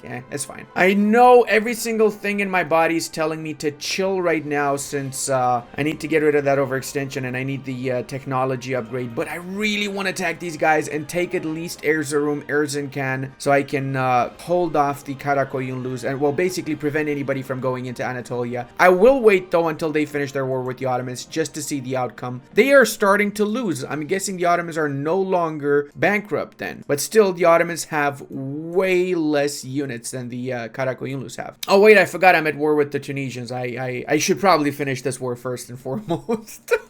Completely forgot I'm at war. I said I'm at war like a second ago and I forgot right after. I don't know if this stuff happens to you guys. I sometimes feel like maybe something's wrong with my brain. All right, we got their capital. Let's take their major fort. Oh, no, no, no, no, no, no, no, no.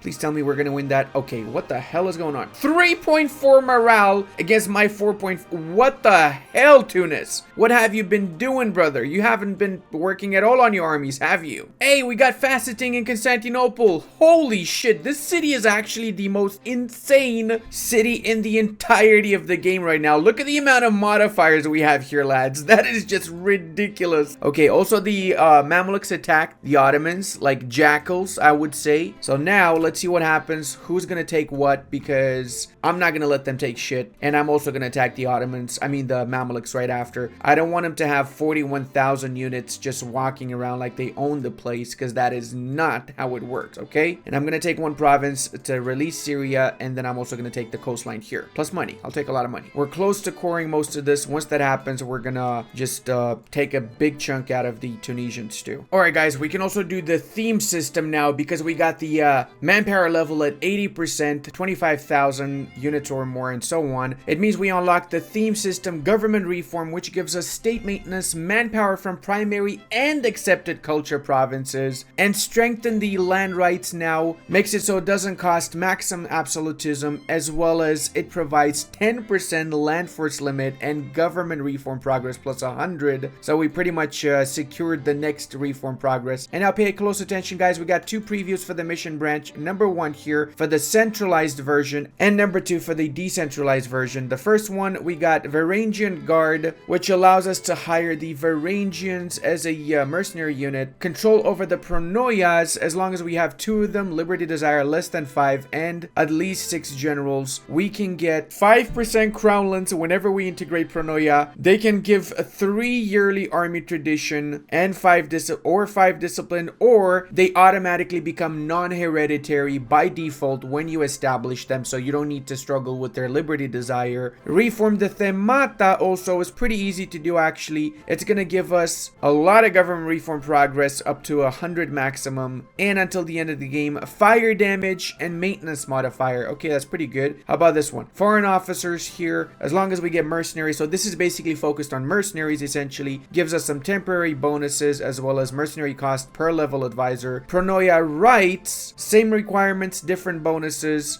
we can have an extra 4 pronoia, or they can no longer reduce Byzantine force limit, and we can have an extra 5 land force limit for the pronoias. Realm of the Strategoi is gonna give us until the end of the game mercenary manpower plus 50% and discipline plus 5%. So essentially it's more about whether you want to go full on mercs or you want to have a proper established regular force. I like this version more, so I'm gonna go for the centralized path, confirming that in and locking and set it in. So what we could do now is do this, and is that gonna be enough? No, we need to get below 5, so that means 4. So we're gonna dev it up once. We need some generals too, so 1 and 2, and Buyashaka we can do future of the pronoia system. That was actually super fast in my opinion.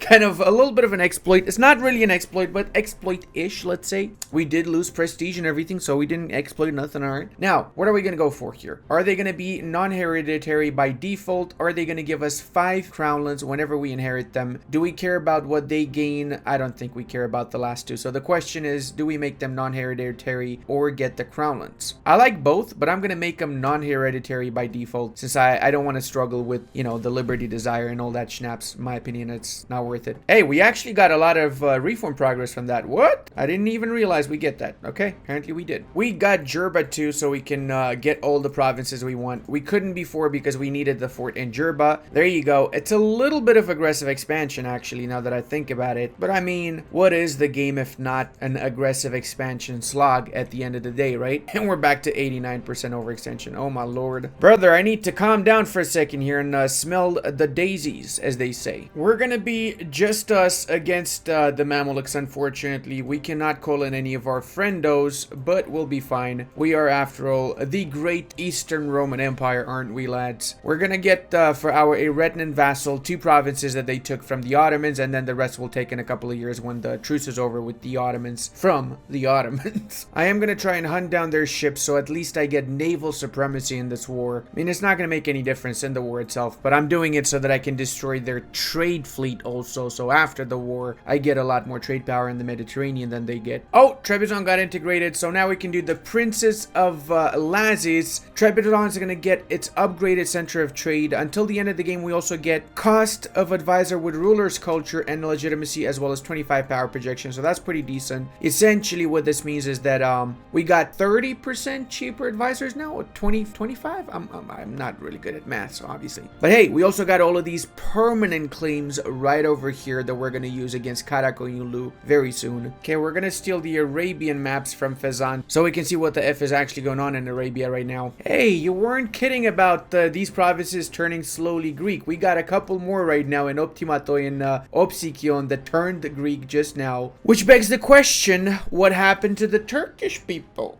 The Mamluk troops are literally scared of my troops right now. They're avoiding combat with me, and for good reason too. Check out our military army comparison here. We got 4.4 morale compared to their 3.4. Oh my god, we literally have 1 extra morale point. We're gonna absolutely schnapple dupe them. Not to mention, we got military tech 7, so we got considerably better units than they have right now. Consolidation, please finish that so we can actually go into the battle after. Of course, you go into freaking 64. Come on, please. I need to peace out. Hello? Oh, of course, go 71%. Bro, I'm gonna be really pissed if you go above 71. Thank you. Finally fell, for Christ's sake. All right, let's do the peace deal here. So we want to get these provinces back to our vassal, get as much money as possible because we are not doing amazing economically. We're gonna take this so we can release Syria from it. We're gonna take the coastline essentially here. What about if I take war reps and a little bit less money then? It's fine, it's worth it. Let's go. Alright, awesome bit is that we get some events now. Antioch reclaimed, we get Deusvold 50, Diplo power, 20 patriarchal authority, and capital of Antiochia changes to Antioch. The same thing goes for the Ottomans, man. They got 3.1 morale now compared to our 4.5. It's just redonkulous, my man. Absolutely redonkulous. And unfortunately, we had to go to war with the Persians, or previously known as Ajam, because they're allied to the Ottomans, but it's not a big deal. I'll try to get a white peace with them somehow, because I need to get 100% war score on the Ottomans. And that's not tough, obviously, because they only have 12,000 weak-ass units. Okay, boys, a little bit of sieging proved to be vital in this, and we... Oh, 15 prestige, don't mind if I do. Now we can piece out the Otto bros. We're gonna go for this deal here. Essentially, we're taking as much as we can. They're gonna be left with 2 provinces. We cannot fully annex them in this war, sadly. But hey, that's just one more war to go, essentially. Okay, lads, we can also revoke reliance on the republics after a very long time. Finally, we got rid of all the horrible modifiers that we started with, all the horrible privileges, that is. And we can do restore the Byzantine navy, and we can do sea fire in a little bit of time. We just need a tad bit more innovativeness. Economic independence is here too, and we get galley combatability as well as trade efficiency. And as consequence, we're not gonna get any more mercantilism loss whenever we do the indebted to the emporoi. Now let's go ahead and release Syria as our second vassal, I guess. These guys here, we're gonna turn them into a pronoiar. Now they are a little bit disloyal, and I mean just a tad little bit there, but we'll work on that, don't worry. Placate them for the time being should do it. Remember that we did that mission, so now automatically they are a hereditary pronoiar, meaning whenever this dude dies, I'm gonna inherit the entirety of Eretna. Let's also go for a very quick war against Karakoyunlu, so we get all of the cores that we want to get back from them and the claims. Now I did a regular conquest war because it's actually better, since I'm gonna take a lot more provinces by conquering them rather than giving back to my vassals. I'm essentially losing less diplo points as consequence. We also managed to fire the radical reforms because we got a master of mint and a trader. That means both of them are going to get fired now, or we could fire them like this ourselves, and then you know, we can hire them back right after. I could piece out with the stuff that I want, but I'm not doing it. I'm stubborn. I'm waiting till this siege is down so I can get some money from Mazandran too. There you go, boys. Some more reps too. Hails to the yes, my lads. We're fixing our economy big time now. Alright, this looks like a decent war deal to me. Do we need anything else? Maybe that province, maybe this province. Sure, we'll take those 2 provinces. Booyas Noki Donks. And we kind of have the Eastern Roman Empire borders, don't we now, boys? I mean, essentially, this is the area where Manzikert happened, right? Around Lake Van, if I'm not mistaken. So we got Avenge 1071 now. Let the Timur holders return their lands. Every Turkish province loses 10 years of separatism. If the culture is already an accepted culture, or if there are enough slots, gain 100 diplo power instead. Grant the lands to Greek pronoiars. The events converting provinces to Greek will fire more often. Let us reverse the diversion on them. Every Turkish province gets for 30 years, 25 manpower, and we get the Turkish Janissaries as a No, we're gonna make everybody Greek here. So we're gonna go for the option that's slowly gonna turn everything here Greek, boys. I'm also using this time to just develop my provinces. I have a few missions that revolve around developing certain provinces like Athens and I think Macedonia, and I'm gonna do that so I get those missions enacted. Alright, we got the relations with vassal number 1 and on the way to get it with the second one too. I just realized I've essentially replaced the Ottoman Empire, didn't I? I am, after all, the same shape as the Ottomans likely would have been by 1499. Nah, to be fair, that would have been like 4 times the size if I play as them. Speaking of, I'm curious if you guys want me to do an Ottoman run with the new patch to see how they fare now. Time to finish the charade and get them as my vassal. How about you, Muscovy? You still friendly with me now? Doubt it. Oh, actually, they still will ally me. Maybe I'll just get them as an ally so that I avoid getting too much aggressive expansion with them when I expand in their surroundings, because I will be attacking the Genoese and Kazan, right? And then I can cancel the alliance when I need to attack them. The effects of the Pronoia policy in Baris, we have changed it over to Greek. So let's go to our culture map mode. We've got quite a few new Greek provinces around now. Definitely working our way towards making the entirety of Anatolia Greek once more as it was before. And looks like Venice is not getting help from either of its allies, which is a great opportunity for me to attack. Wait, before that, let's also just do this before I forget to do it. Thank you very much. One more vassalos. And now we can attack for the province of Spalato, which is likely going to be annexed by the Austrians, but it's fine. fine. I'll just take whatever I can take from the Venetians. Don't mind even taking the capital city of Venice city itself. Let's also make some more pronoyars since we can. So now we have one more in Mantova, and let's see how the loyalty is. Mantova's 45. Oof, okay, that's tough. I'm thinking to make Siena a pronoyar too.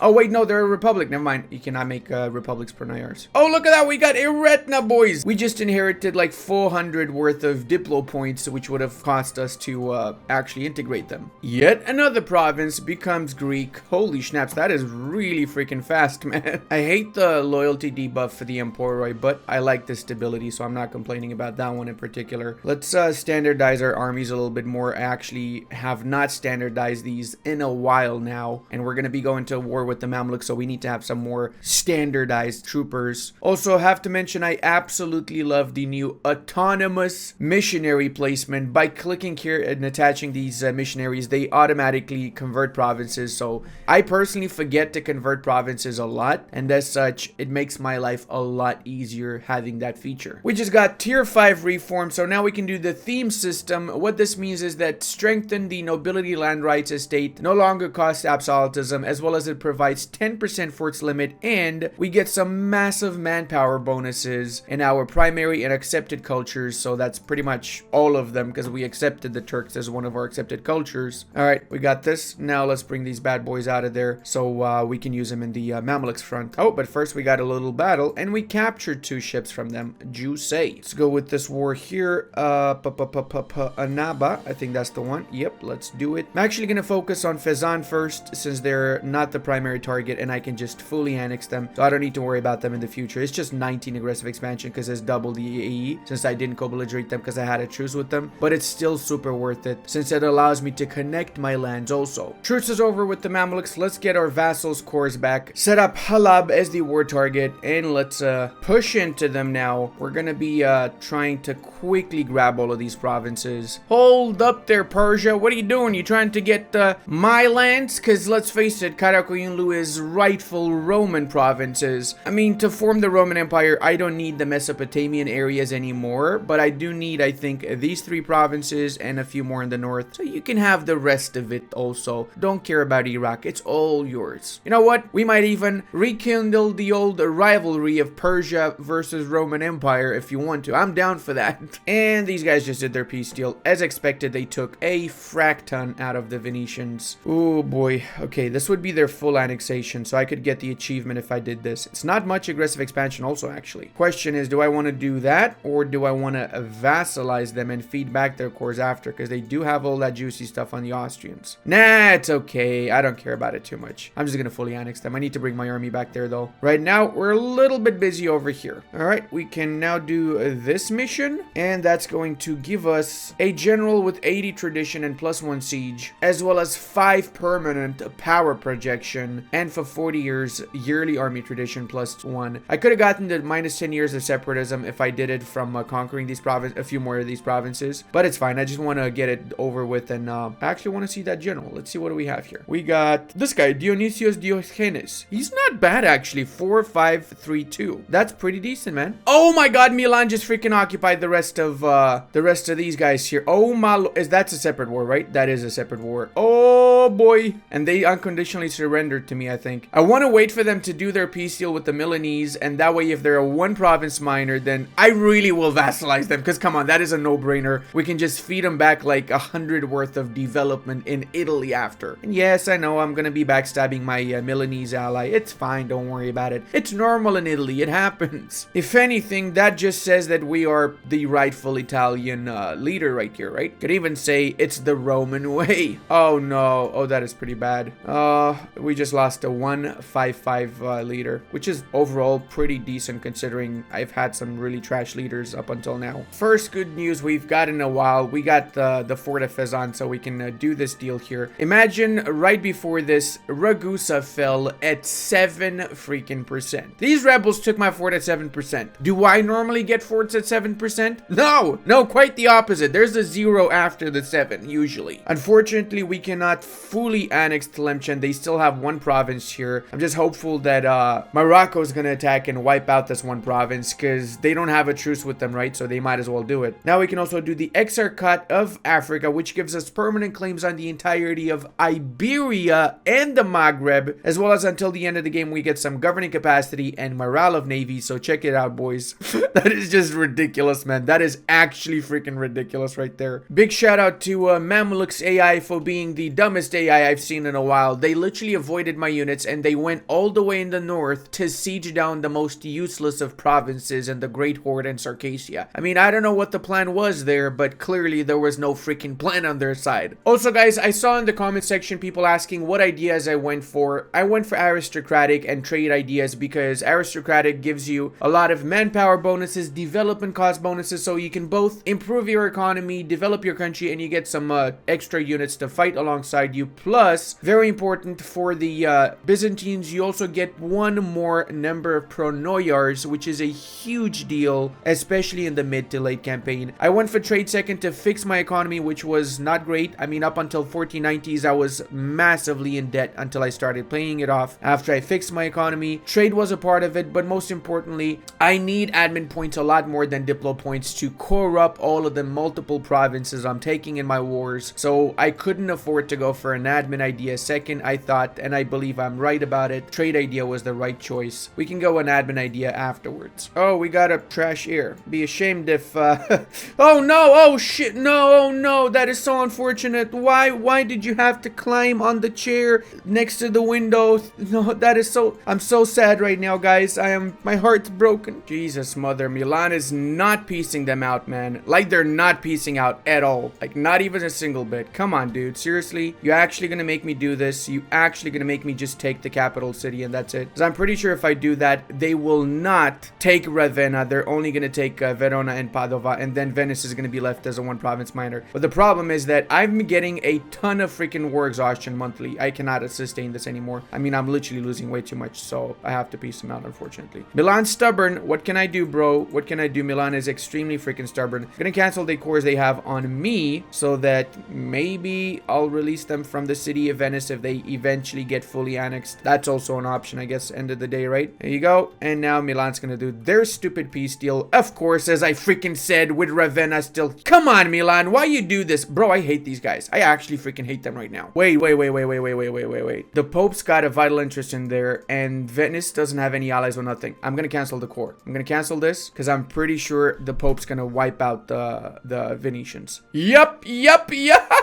See, this is the thing, guys. Having 10 freaking thousand hours in this game, I know exactly how the AI works. And this is why I always tell you in my videos, think 5 steps ahead, think of what the AI is gonna do, and then mold yourself based off of that. Oh, 532. You know what? That's actually not too bad. Thomas, he's average. He's average as schnapps. Oh, dude, for this to get the achievement, I need to own Venice as a core province. So I need to core it up. I don't want to, though, because I'm gonna release them as a vassal and feed them all of the provinces after. So I guess I'll get the achievement a little bit later then. I feel like once we've taken the city of Mecca, we should have the war score that we need to enforce our demands on the Mamelukes. How close are we to it? We need 99% war score, and we are right now at 119, 150. No, we're gonna need to take at least one more city, I think. Oh, come on, dude. Did you see that? Did you freaking see that? Bro, did you... I hate this game sometimes. I freaking hate it. And now it's gonna take me 1 trillion years to get this fort back from them, of course. Why wouldn't it, right? And now we can do the peace deal. Let's go. 137, 102, and we have almost nobody in a coalition, so there you go. We got most of the lands we wanted to get from the Mamelukes now. Wait, I didn't make them a pronoyar before? No shot, bro. I forgot to make them a pronoyar. Okay, well, in that case, we're gonna be doing this. Boom shakalaka. And with that province taken, we can now make them a pronoyar because they are below 100 development, right? They have to be below 100 now. Does that have to refresh? It does. Okay, now we can do it. Boom shakalaka. And they might be a little bit disloyal, but it's a-okay. We're gonna give them back this province, of course. We don't really want it. There you go. It's gonna decrease the liberty desire also a little bit, I guess. And we're gonna placate them a few times too, destroying our prestige in the process. But this guy here is 46, so eventually he's gonna pass away, and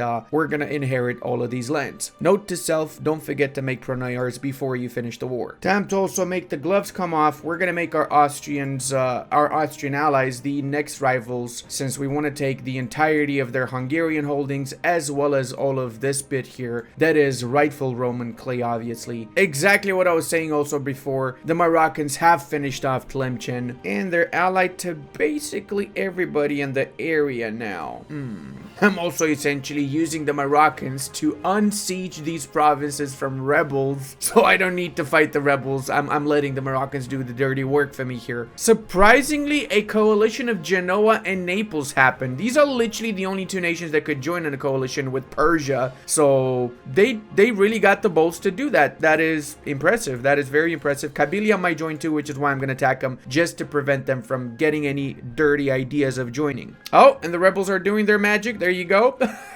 Hell yeah, rebels. Oh, and my truce is over with the Tunisians, right? So let's go ahead and attack them too. Get rid of everybody here. And that allows us to get military tech 8, catching up with the rest of the world in the process. Kind of funny how we started with admin issues and we ended up with having more admin points than any of the other points. Speaking of, I should probably promote this guy to level 5. He's fairly cheap right now, like extremely cheap actually. Maybe lower that inflation a tiny bit too. Another day, another mission. The new synods, which offers minus 15 stability cost modifier as well as 1 stability, so getting the religious state as state privilege now is a lot better. Plus now we can get the restore the pentarchy once we've gotten the city of Rome, Al-Quds, Roma, and Alexandria, so it's actually not too bad. We can get that in one more war against the Mamelukes and a small war against the Pope, which actually surprisingly loves us. One by one they all fell to the power of the One Ring, the Roman Ring. Can you imagine a universe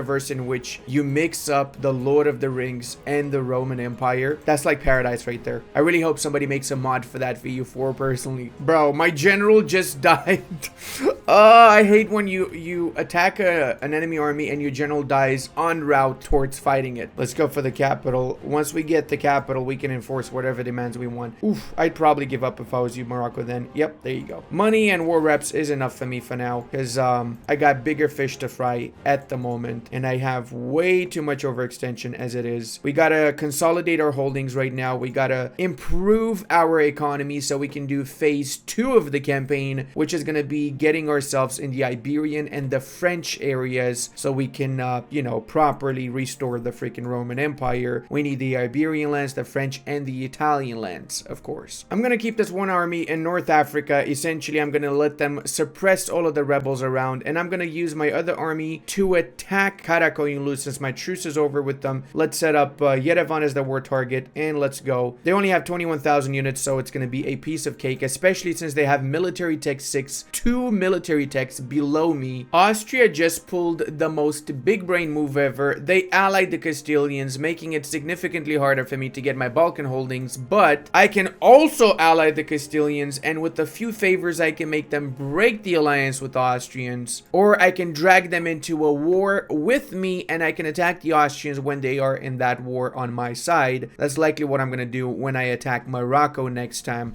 I'll ally the Castilians, get the favors, and attack the Moroccans together with them, and whilst that's happening, I'll attack the Austrians, which are a very easy target as long as they're not allied to the Castilians. I'm also doing a tad bit of an unconventional peace deal against Karakoyunlu. I'm taking Sinjar so I can release the Iraqis later down the line from here, giving this back to Syria, and I'm taking only a small bit of land in the north. I'm primarily taking the money from them so I can continue to build stuff in my country and improve my economy, and I don't mind the Persians taking this. I will still have the permanent claims, and I can just attack the Persians instead of waiting for the truce to expire with Karakoyunlu. I also spotted a golden opportunity to attack Kazan since they're not joined by Oirats as they have too much debt, so we're going to use this opportunity. We're going to give back all of the provinces to our little vassal. I'm going to ask the Muscovites to join in to make this a little bit of a quicker war, but I will make sure that I grab the provinces I have an interest in before the Muscovites manage to grab those. Alright, we managed to secure all of the provinces of interest. Oh wait, I just realized, man. Thank God I kept the alliance with Milan. We got 81 favors with them, so we can return the core provinces to Venice once we release them from the Milanese. Oh, that is juicy, man. Now the question is, am I going to remember until the end of this war so I can actually do it, or am I going to forget about about it. Because I've been known to say something and want to do something and forget by the time that I'm supposed to be doing it in multiple of my saves. Oh, we can get the provinces we want and a little bit of cash on the side. Hell yeah, boys. I'm not going to bother with staying in this wharf any longer. I got what I wanted. I don't need the money. It's a-okay. Now we can focus on other things, and we also just made the Great Horde great again. Get it? Get it? The Great Horde great again? I'm pretty proud of that one right there. I was very close to forgetting. I genuinely was very, very close to forgetting. But I remembered because I was looking back at the footage, so... Now we can return core province here, Padova, and 1 month we can return the other one to our Venetian boyos. Let's also make sure that Venos is diverting trade towards us. Oh yeah, baby. Look at that. We got 16 and 10 development from Milan. Wait, what? You guys are freaking disloyal now? I literally just helped you by giving you 2 provinces. Why are you disloyal, bro? You know what just came to my mind? I had 80 favors with the Austrians before I canceled the alliance. I could have done the exact same thing with them, and I could have gotten Treviso Friuli from them. Sometimes, you know, I make mistakes. I'm just human. I'm totally not from planet Shmagorgadogs, guys. I'm not. I was born, not spawned, yo. Not spawned at all. Hey, we also inherited Mantua. That is juicy. We got 5,000 units from them, including 1 artillery piece. Wait, no, that's not. That's a cavalry piece. Never mind. Did I just confuse horsey boys for artillery? How does one even do that, bro? Ooh, we could bully the Papal States into returning Ravenna to Venice. There you go, we can do that. I don't mind. It's not too much aggressive expansion, 7.8, and it means I don't need to go to war with Aragon, which I actually want to attack separately to take their islands in the Mediterranean. And we can even do the same with the Genoese. Why not? I don't mind. The truce is how many years here? That is 5 years truce. That's actually fine, because I'm not planning to attack the Genoese in 5 years, and I might as well just get the provinces for free, essentially, right? My core provinces, so that when I do attack the Genoese, I take whatever they have left, right? As such, this is a good thing to do as long as you don't intend on attacking the nation that you're getting this province from for those 5 years in which you're gonna get the truce with them. Look at our Greek culture grow. We even have a ton more Pontic around the Black Sea area here, or Pontus Euxinus as it was known in Roman times, and I guess Byzantine times too, right? Technically also Roman times. As my third idea set, I went for admin for 3 reasons. First off, I need the core creation cost reduction to actually conquer stuff a little bit quicker and core it up, of course, quicker, that is. But most importantly, we can also get 1 more pronoias as the Byzantines, and we also get the governing capacity modifier plus 20% flat, which will help with getting states all around the future Roman Empire borders. And yes, in case you're wondering, I'm also about to vassalize diplomatically Saluzzo here, since it's easier than having to fight England, Genoa, and the Papal States for 2 freaking provinces. And technically, I'm chilling now. I'm recovering my economy, building a lot of stuff, and I'm trying to make a strong economy and strong army for the future wars. And whilst I'm chilling, I'm still expanding because of diplo-vassalization and threatened wars. So this is just massive brain, okay? It's massive brain. Holy snaps, Russia formed. They're not as big as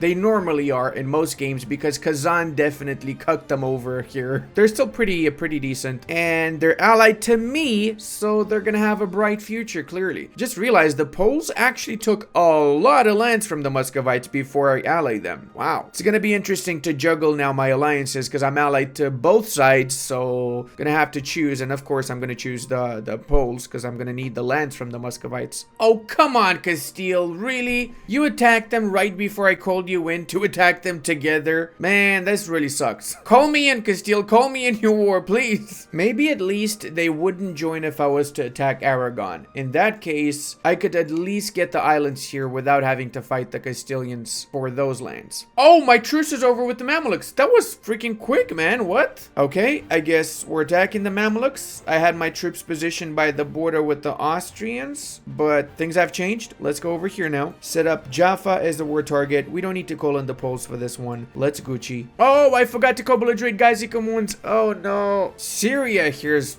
definitely taking the offensive all by themselves. Apparently they want to take on over the Mamelukes. They got a bone to pick, that's for sure. They've actually expanded all the way to Muscat, pretty much unify the entirety of the Arabian Peninsula aside from the Yemeni side and Mara. So it's good for me because it means I get less aggressive expansion when expanding here, since I don't have all of those small annoying little OPMs or 2 province, 3 province minor nations here. Essentially, the Mamluks have done me a massive favor right now. Since the aggressive expansion I'm getting here, 139, is not as important. Look at that. Very few nations would actually care about that aggressive expansion. And the moment's here, boys. The moment's here. The moment's here. Woo-wee! Okay, calm down. We need to do this right. Messina, the war target, because we're going to take the island of Sicily. Coblodrede the Pope, Memmingen, Lucca, Trent. I don't mind. I really don't mind. I'm going to call in Milan. There you go. Time to do the war. Going to focus on the Pope first. Take him out of the war. We're going to take the city of Rome from him, actually. And Terracina, so we can connect our lands from Siena to the southern tip. We kind of are getting very, very historic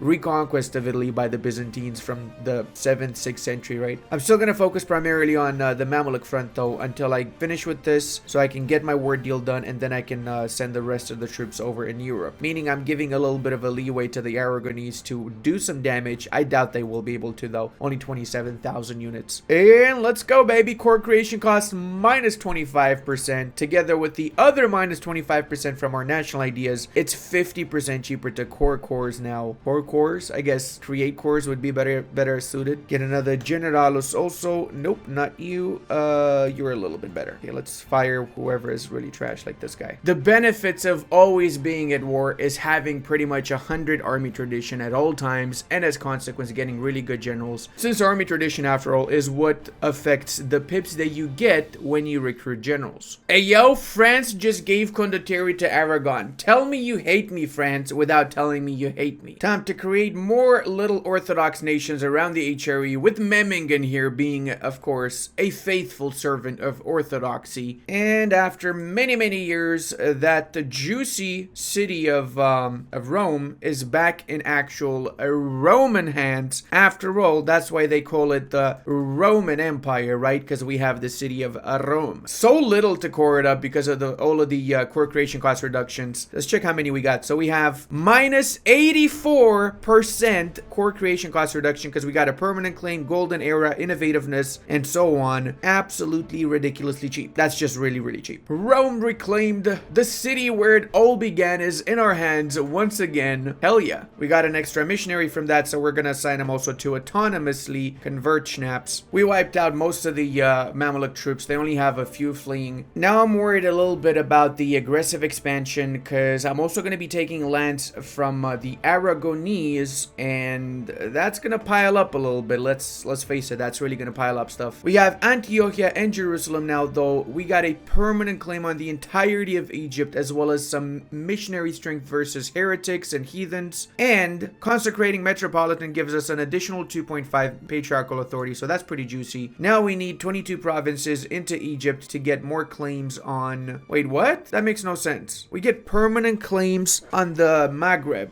We already have permanent claims on the Maghreb because we got from the other mission that gave us permanent claims on the entirety of the Maghreb. At least for the eastern frontiers permanent modifier, we do get 5% morale of armies and stability cost reduction permanently after we do that, so that's good. But just pointing out if anybody's watching from Paradox, and I will also let them know as well, this needs to be fixed because you get the same reward twice. And now check it out, 3 freaking mana points to Kora province. I mean, this is just redonkulous, bro. We're coring up Alexandria for 15 mana points. Let that freaking sink in right there. Let it freaking sink in. We don't even have absolutism. We don't even have the admin efficiency bonuses from the monuments. We're gonna get that now, though, because we're gonna get the monument in Malta, which doesn't give admin efficiency, but it gives war score cost versus other religions, so we can take more provinces. But we do, of course, have our eyes set on the province of Granada for the 5% admin efficiency. And it seems like they've done their peace deal. They didn't take too much stuff. I will take what's left, and then I'll get these lands from the Castilians later. Oh, I just realized I got 115 overextension. Yeah, that's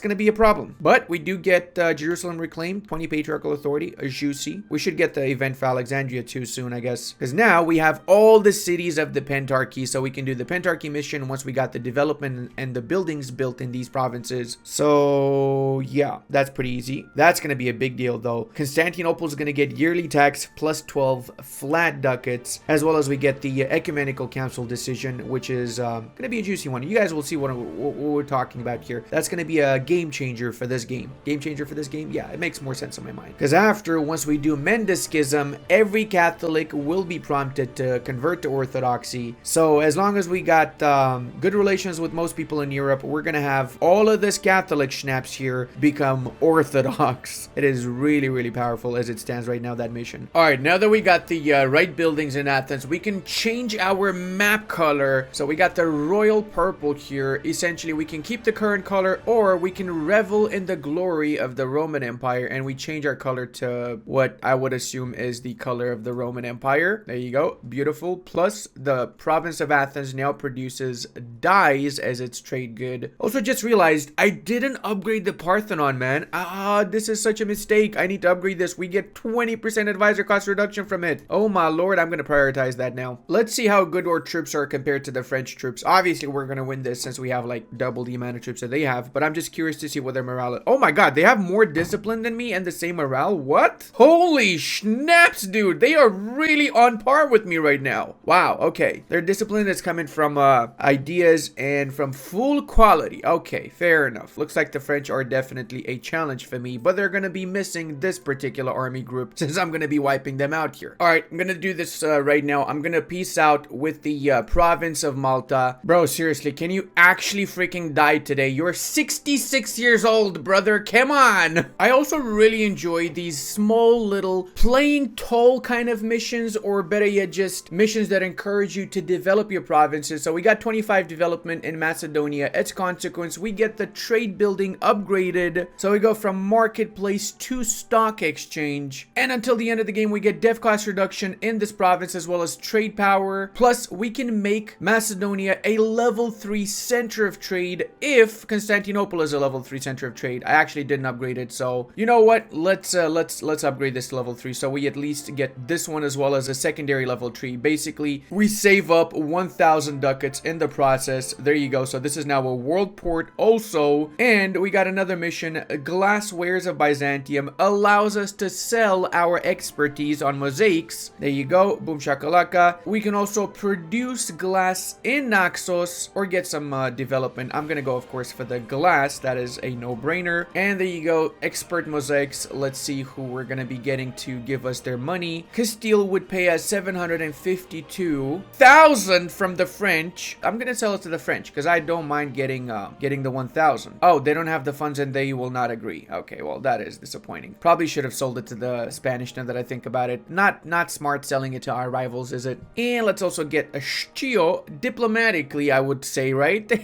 Yeah, boys. Now with Schio, we do another mission here as we've driven out the republics and we get permanently trade power 50 flat in the Constantinople and 5 base tax among the Greek cultured provinces. I've also disembarked my legions next to Morocco for the obvious reason of pacifying and bringing peace to Morocco, right? I don't really need these provinces from Morocco to get the Roman Empire established. I actually need these here in the north that are right now a part of the Castilians, but I'm taking some lands here because of the gold mine in Tafilalt and also because of the province of Dimnat, which has this amazing great monument, the Ait Ben Hadu, which gives me trade efficiency, trade power, and caravan power. Alright, now with Morocco, I don't think I can fully annex. They're gonna have the capital left. I'm taking everything else, 147, 135, and some nations might have an issue with it, but guess what? I do not give a single schnabobadabobs. I'm also gonna use the favors I've been accruing with these guys to break their alliance with the Austrians. That was my plan all along. Well, my secondary plan, really. Also, despite having 100 army tradition, we can always get another 50 army tradition whenever we need it. So we're keeping that for tough times right there. Huzzah! We have finally inherited the throne of Syria after quite freaking literally 70. Bro, the guy was 70 years old when he died, okay? It's not normal, man, to have this dude survive until 70. Come on. I'm also gonna make these guys a pronoyar just so, you know, it's easier for me to keep them in check. After I give them the provinces in the war, they're gonna be a little bit more loyal, hopefully. So this way, it's a ton easier integrating them whenever this 46-year-old is gonna pass away. You guys are very deep within my lands. I'm not gonna let you do any damage to my beloved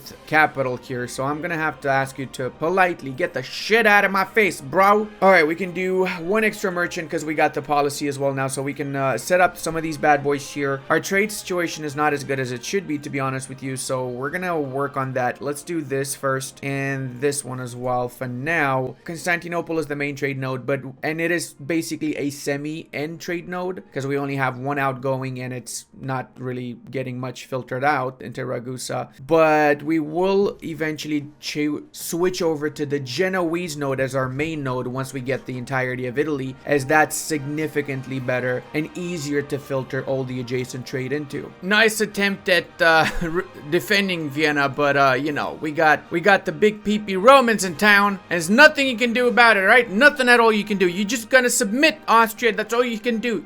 You have to submit. I also can send additional troops to lower the liberty desire of my pronoias when I am at war. I cannot do it if I'm not at war, so keep that in mind, right? And that's obviously a lot cheaper since I'm making a lot of manpower per month. It's not even an issue for me right now, manpower. Whilst just wasting prestige all the time, I don't like that, to be fair. Wait, what? Florence just took a massive chunk out of the Pope. Oh my lord, Pope is literally one province left now. Oh, prospering times in Casdir out of all provinces. Of course it is in Casdir. Let's go for the production one. No-brainer right there. Production is always the best choice, unless you really need manpower. I don't know. Look at that freaking morale difference, man. We go from 4.7 to 3.7, and we got more discipline than them as well. Oh shit, okay, they just reinforced that. Probably should pay attention when I'm, you know, when I'm doing these things as well.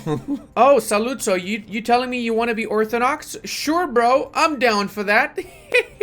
Guess which nation's army we just trapped here and completely stack wipe. I love baiting the AI. They never realize that I'm gonna bait them. I don't know why. I wish they could script in to avoid going for the really obvious fortifications on islands. Ooh, looks like München also wants to be Orthodox. Huh, what a freaking coincidence here, man. Now we can also restore the Senate, guys, which is gonna give us access to the Parliament, as well as we get extra seats in Parliament and national unrest. It will disable the call for diets though. Now we can start some debates in here. And you know what? I'm gonna go for the extra missionary for now. Oh, hey, actually it's significantly less nations now that would give a schnaps about us taking these provinces, isn't it? Nothing to be worried about, lads. Nothing at all to be worried about. And the Buyashnokos, bruh. 92%? Did we reach a new freaking record for this run? Actually, the best part about the flavor added to the Roman Empire with the new DLC is just the fine print. Look at this, for example. By doing the City of World's Desire, not only do we get all those upgrades there, but whenever we concentrate development, we have no losses. So that means the new meta now for expansion is after we take lands, we concentrate since we don't lose any development, and then after we core it up, so it's even easier to expand now as the Romans. And we also have expand the Bosphorus toll here. Once we get 50 development in Constantinople and 20 in Optimatoi, as well as coastal defenses and shipyards, we can do this, granting us more trade power and flat trade power, as well as it adds 1 year worth of trade income. Now the thing is, we don't need this. This makes no sense, right? Sure, it's cool, but we already have 99% of the node without needing this. So what's the point of this? Especially since it's gonna be attained much later, because you're gonna need 50 development to get it, right? I don't know, man. I feel like it's a little bit of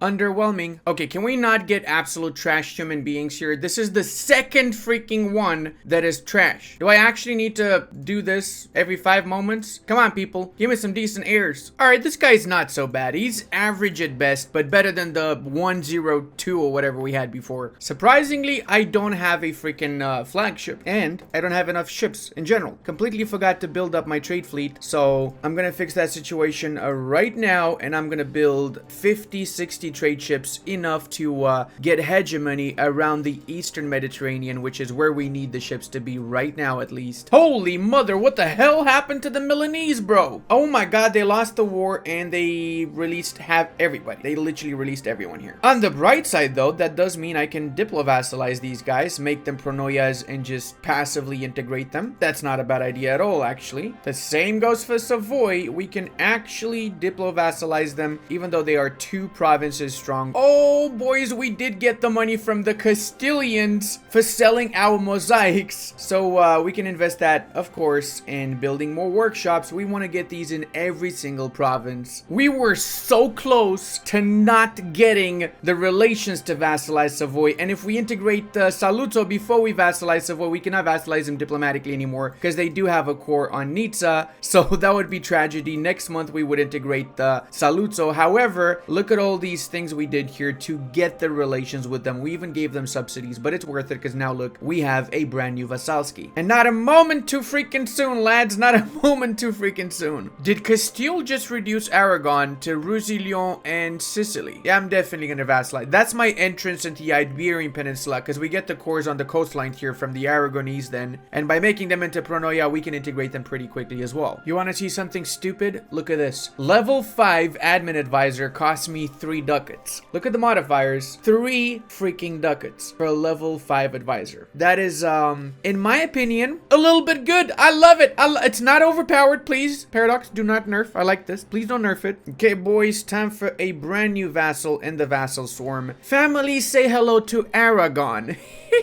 Now we basically have almost all of Italy with the exception of this and the Florentine bits and a little bit of Milan. So we know what the next target's going to be, don't we? Oh, I didn't realize the truce is over with the Mamluks. Let's go, boys. Let's attack. Yes. Bring this guy back. And let's set the capital of Cairo as the war target as we want to take Cairo now. We need, in fact, all of the provinces in the Egyptian bits in order to form the Roman Empire because now they've changed it. So essentially, it's a specific amount of provinces. You got to have 400 and something provinces within these borders. Holy mother of God. It's going to take me 182 aggressive expansion to annex the main body here of Egypt. It's not even everything I need. I need one more province, I think, for Roman Empire borders. This one here. Maybe this one out too? No, that's the last one. Yeah, the Red Sea state is the entirety of it. But yeah, now we can do into Aegyptus, and that gives us a ton of permanent claims on islands and stuff that we already have permanent claims on, as well as it modifies the eastern frontier, adding up the morale of armies and stability cost. Now, to get the breadbasket, we just need to develop provinces and build some workshops, and that's going to give us a pretty significant permanent modifier. Trade power 100 flat in Alexandria is huge. It means we don't even need to keep our trade ships in Alexandria anymore. We can use them for another trade node after, so we will try to push for this particular mission. Getting Mecca and Medina also means we get the faith of the Masjid al-Haram, and it's going to give us the ability to use the Kaaba monument. 94% core cost modifier reduction. Bro, come on. Okay. This is just, it's reaching ridiculous levels, okay? Come on. I'm coring the entirety of Egypt for, what, like 130 mana points. Get out of here, man. As much as I tried to break the relations between the Castilians and the Spaniards, they still allied each other, and I still had to go to war with both, so it's fine. Might as well just start munching into these lands. In this war, we're just gonna go for the provinces we need to unify our Italian and our Balkan holdings. Since we already have a little bit of a coalition, let's say, some people might not like us too much. France here acting like a literal jackal. Whenever I did all the heavy lifting, they come swooping in and trying to get lands from the Castilians too. I mean, that's not even fair, bro. Come on. Get your own wars, France. This is actually freaking unreal. Somehow the Austrians managed to unsiege this shit and the French got it. Man, out of all of freaking Austria, brother, the provinces I wanted to take. Are you kidding me, man? This is frustrating. Not gonna lie. This is very, very frustrating. Now we also got for our recover west flank permanent modifier, prestige and missionary strength versus heretics, and more permanent claims. And can we give a big shout out to Mr. Anastasios Koniatis, who doesn't want to freaking die, man. He's 68, dude. Come on. Really, bro? 68? Ooh, Mamluks is losing against Ethiopia. Curious to see what they take, because if they take this province, then I'm gonna destroy them. I need that province for myself. Hands off, Ethiopia. In fact, I need pretty much all of the Mamluks, so whatever they take, I'm swooping in after. And with a little bit more development, we managed finally to get restore the Pentarchy. This will disable the Catholic papacy. That's right. Imagine this in a multiplayer, brother. In a multiplayer, this is gonna destroy any freaking Catholic player. And Constantinople also gets flat yearly income plus 12, local tax plus 25%, and dev cost reduction, as well as this is not just for Constantinople Constantinople, the other 4 cities of the Pentarchy. We also have the Hold Ecumenical Council decision, allowing the Patriarchate of the Realms to convene on religious matters. So let's go ahead and check that out. Boom shakalaka, every 25 years we got this, and we can get Diplo and admin power plus for 30 years, or no, for 25 years, missionary strength and true faith, 1 stability and stab cost reduction, or patriarchal authority. I think I'm going to go for the 1 stability so we get up to 3 stab. Finally, we actually inherited Venice. Surprisingly, the Pronoia of Venice died at the ripe young age of 70 freaking 5, man! Come on! Why did he live that long? That's not normal!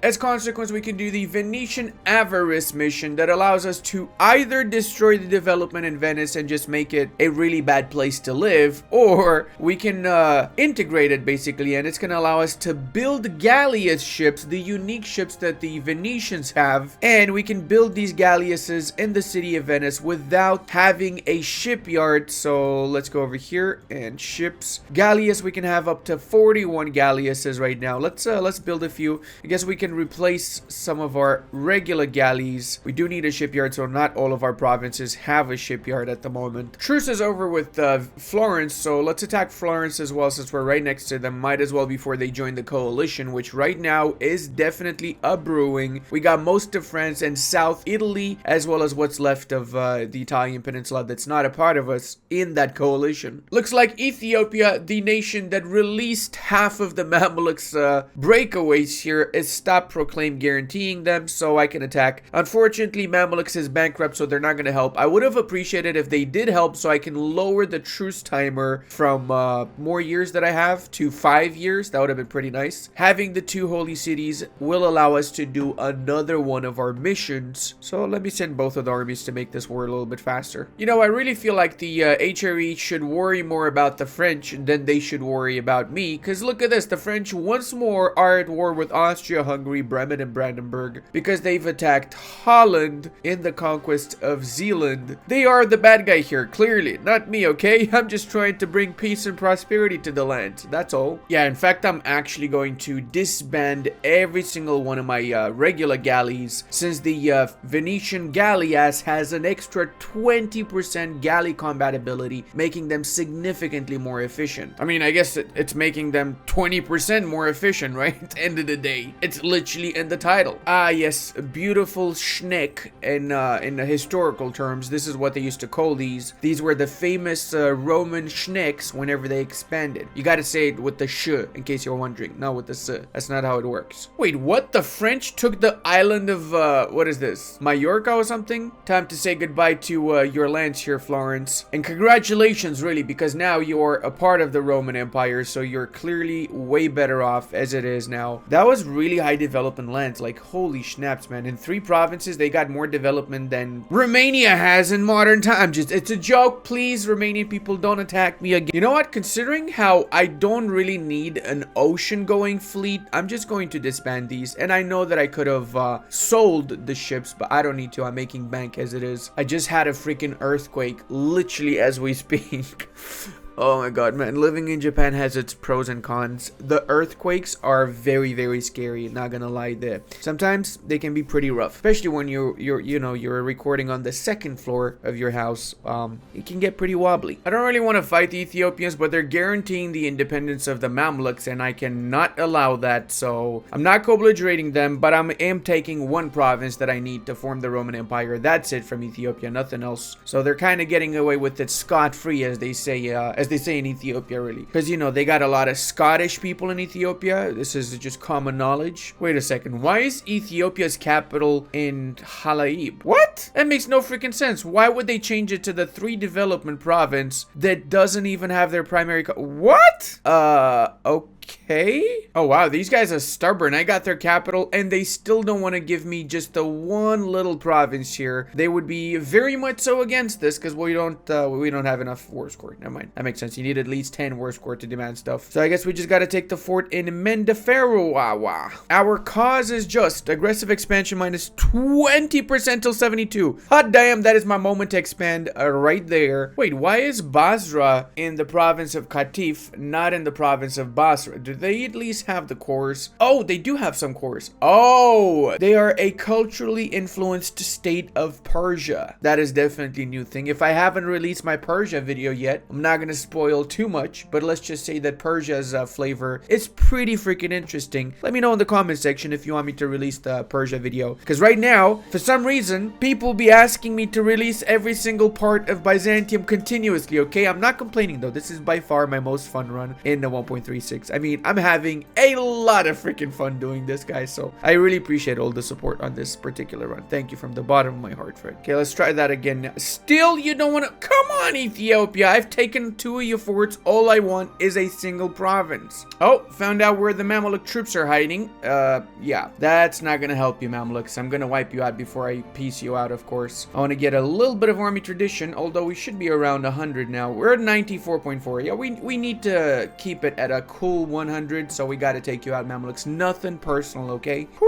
Wait, that was juicy. Oh, truce is over with Castile. Time to get our provinces for Aragon, our beloved Pronoyar. Let's go ahead. Reconquest of Cor, Gerona, and do we co-belligerate Portugal? I don't really think I want anything from them, and I don't want to be at war with the Brits because I'm going to get an alliance with the Brits after to use them in my war against the French.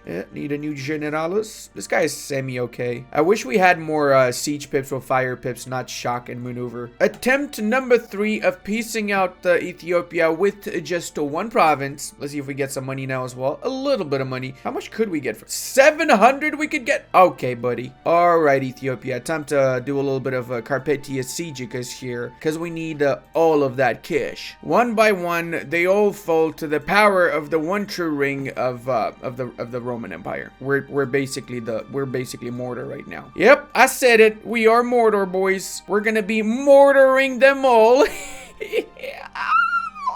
Sometimes I shock myself with the stupid things that I say. I really do. It only took a little bit of extra persuasion to get what we needed from the Ethiopians. Glad we could do business, Ethiopia. And by business, I mean, you know. Thanks for the province, sucker.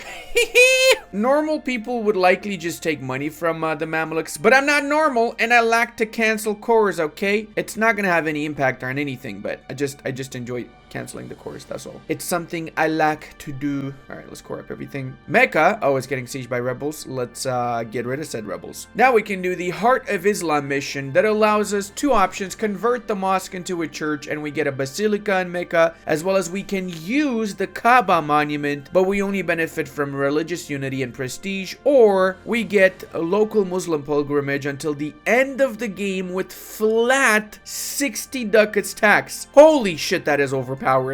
I'm gonna go for the second one, of course. Brother, 60 tax flat. Okay, we gotta get rid of the rebels, and then we'll see how much we're making from that province right there. Oh, and we can also restore the Cradle of Gold, get 1 building in Medina and 5 production. So we just need to develop this a little bit more, and we need to get a building. I don't know, anything is fine. Let's make this a full core as well. Buyashnokos, encourage development, a little bitty witty, boom boom, and now we can do that mission after the building is done. Plus, with the conquest of the Holy Lands there in Mecca, Medina, we get 1 more missionary from the conquest of Mecca itself. Holy mother, look at that difference. 4.8 morale compared to their 3.5, and they got less discipline than me as well. That is a slaughter fest right there. And despite being outnumbered, I'm still gonna try and relieve the siege in Tafilalt. I'm fairly confident we can win. Oh, we actually got some reinforcements from our vassals, so that is Glucci von Strucci. They should not be able to retreat much, so we should be able to wipe out half of their army here in the Moroccan lands, because we took the forts that allowed them to retreat back into the Iberian Peninsula. That's gonna be it for the Portuguese and the Castilian armies here now. Oh, they retreated 1 more time. Never mind. We gotta chase them a bit more. We did take Toledo though, so let's go ahead and go towards Malaga. Once we have Leon and Malaga, we've got all the fortifications. Oh, actually, no, they built another fort in Almeria. Okay, never mind. I was gonna say we got all the fortifications, but clearly that is not the truth right there. And we can also restore the Cradle of Gold now. In Medina, it will be producing gold, but it does have a little bit of a debuff here. The Macht Acht Dabab which gives depletion chance plus 20%. So yeah, we're gonna have to be a little bit careful not to get this gold mine depleted. We cored up all the provinces we got from the Mamelukes, and we also wiped out what's left of the Portuguese army. Take note, guys, something that I know most of you watching already know, but probably some of you might not know. Your core creation cost also reduces the time for coring up cores. So if you have a lot of core creation costs, it's going to take very little time to core up the provinces you've taken. And we've got the fort in Leon. I guess you could say that we're professionals at taking the fort in Leon, eh?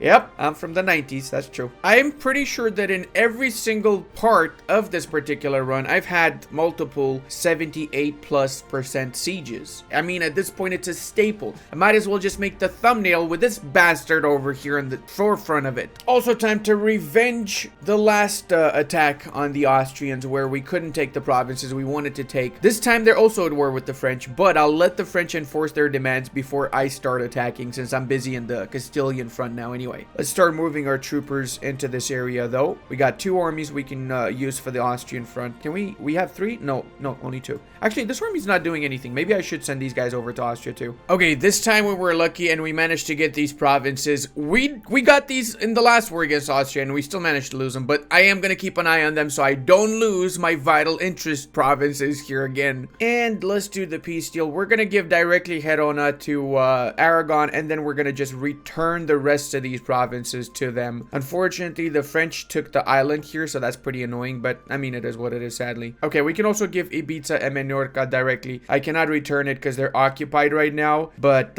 we still can do this, so it's fine because we don't get the extra aggressive expansion then. And I'm gonna take the southern bits directly, including Murcia, since I can connect the coastline with my vassals' lands by taking Murcia, and of course the Granadan bits, because we have the famous Alhambra here that's gonna give us 5% extra admin efficiency, meaning it's going to be a lot faster for us expanding. Not going to lower the war exhaustion because I don't care about the extra coring cost, since it's not a big deal. And I forgot to do that. You know what I'm going to do? I'm going to do this then. I'm going to use some of my manpower to finish this monument basically instantly, and now we can also core up this province. There you go. That's just big brain right there, boys. Massive brain, even some would say. Avec le Stecken Vipenicurum against Austria's only remaining army.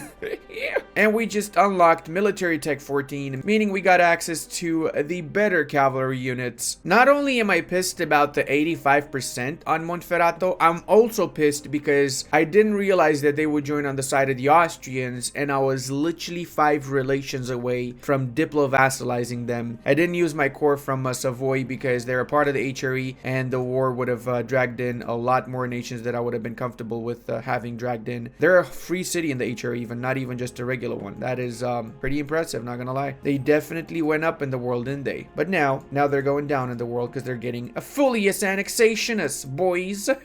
And I'm also gonna start a war against Russia, calling the Commonwealth to get some help, because I want to give back my provinces to the Great Horde so I can start integrating them afterwards. Where's my army at? There you go. To actually push for this, I probably should have waited before calling them in because they might have some units closer. No, actually they don't. Most of their units are in the eastern front, or better yet, western front, so I should have time to get these provinces before they do. We gotta get 1, 2, 3, 4, 5 provinces from them, and actually the Commonwealth has 2 provinces from my vassal. That means we can probably use return core province and get these 2 given back to the Great Horde without any losses, because we got 86 favors. So we're gonna do that after the war, if we remember. Fingers crossed I don't forget this. I forget this a lot. Hey, Commonwealth, you want some mosaics, brother? You want some mosaics? Looks like you do want some, bro.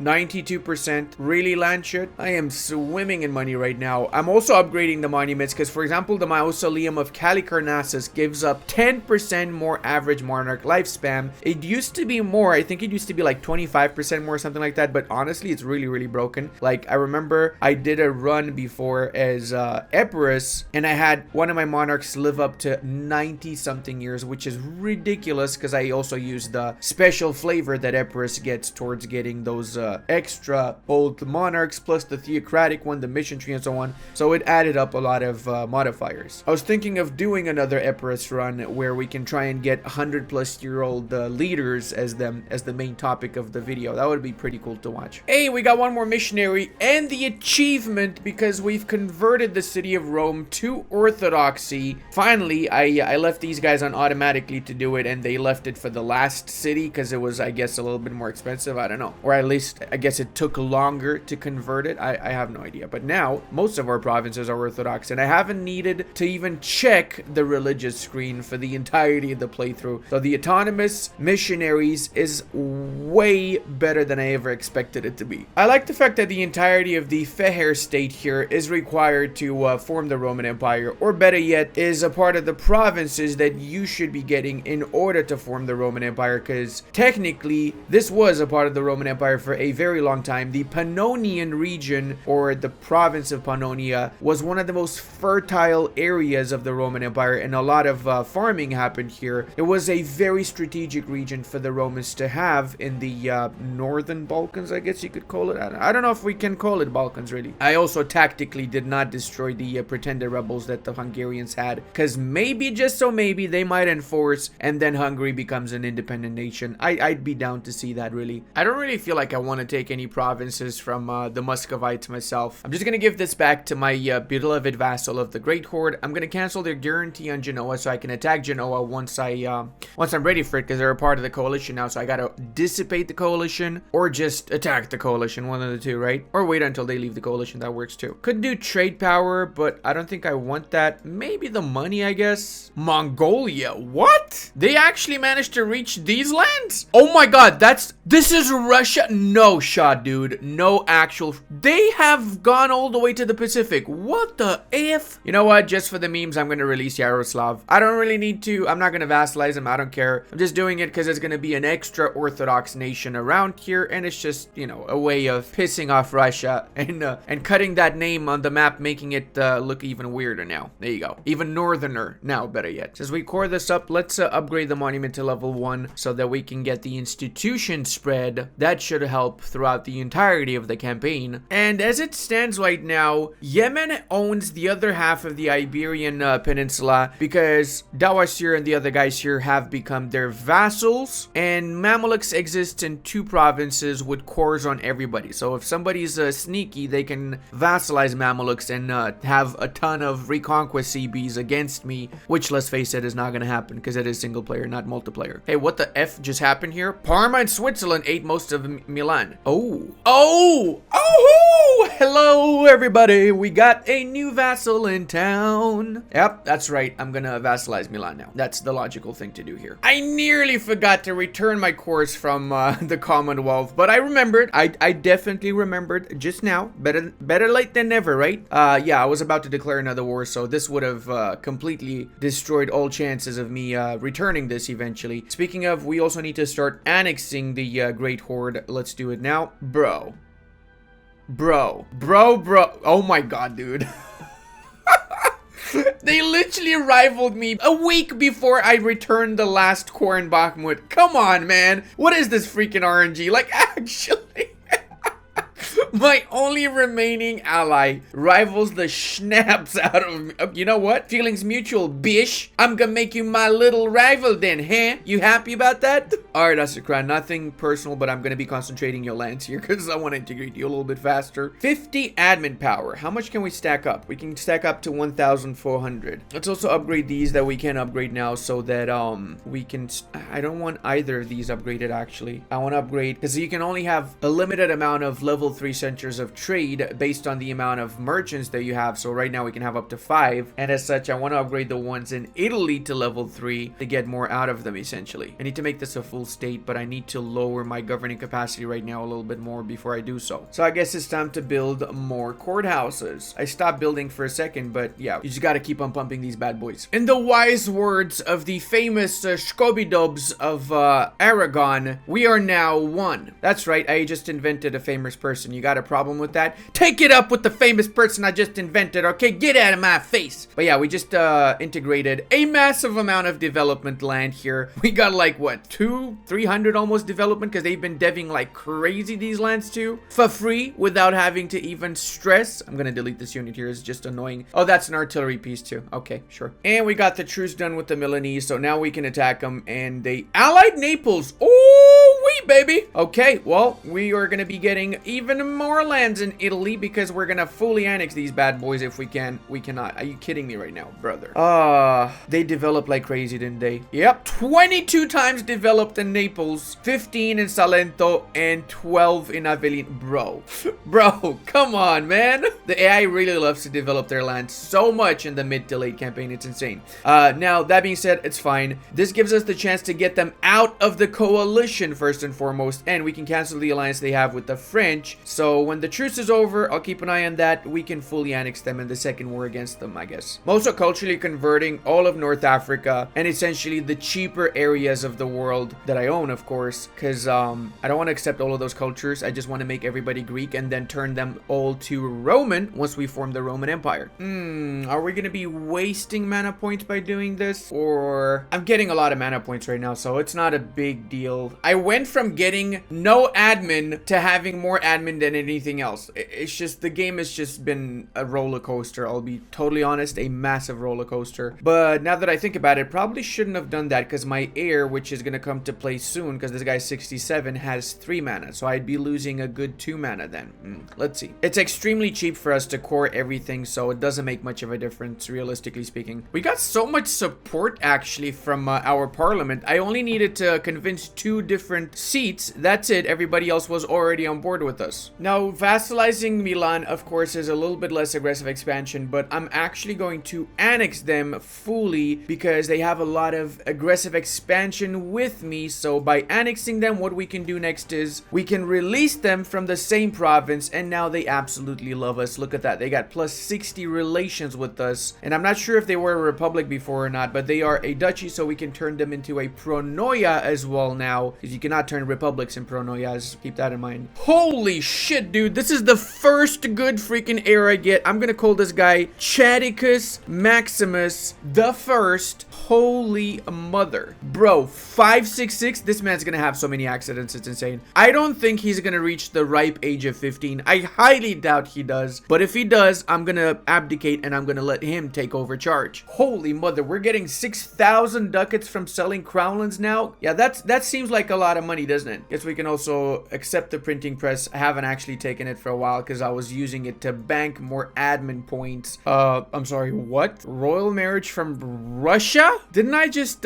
you know, attack you, Russia? Holy shit, okay, buddy. All right, I see what's up. They want to be my bestest of friends. You know what? I don't mind. I don't really want to expand in the east much, and they can keep their stuff, and I might use them against the Commonwealth and other nations in Europe. So sure, do I have the Diplo slots for it? Sure, I got them. Let's get the royal marriage. Maybe we can even put our leadership on the throne of Russia and then get a PU over them if we're lucky with RNG a little bit. Let's see. Oh, and you guys want to see the actual difference between my units and theirs? Check it out. 6.0 morale of armies compared to 3.5. I feel like we might have a little bit more morale than them. What do you guys think? They're still on tech 14, sorry. We are already at 15, boys. So we got the big juice. We got the big juice right here. I bet Naples was just about to click the join coalition button, but I'm faster than you, Naples. I'm much faster, okay? Yeah, I know I could get more money if I didn't cancel the course. Well, you know what? I don't care, alright? For me, canceling the course is priceless, alright? Priceless. That's what I'm telling you now. Does it have any tactical advantage? No. But I can cancel the core, and I want to cancel, and it's my core to cancel, alright? It's my fetish. There, you have it. You have the truth now. I got a core fetish. So most people have, you know, like a border gore fetish. I got a core fetish. It is what it is. Deal with it now. I gotta be really careful with Portugal. Whenever I get the truce finished with them, I have to attack them again because I can fully annex, and whenever I do fully annex, all of their colonies are gonna become my colonies, meaning I'm gonna get Brazil, Argentina, the Caribbeans, and so on for free without having to actually attack them. Now, that being said, we do have 164 overextension here, so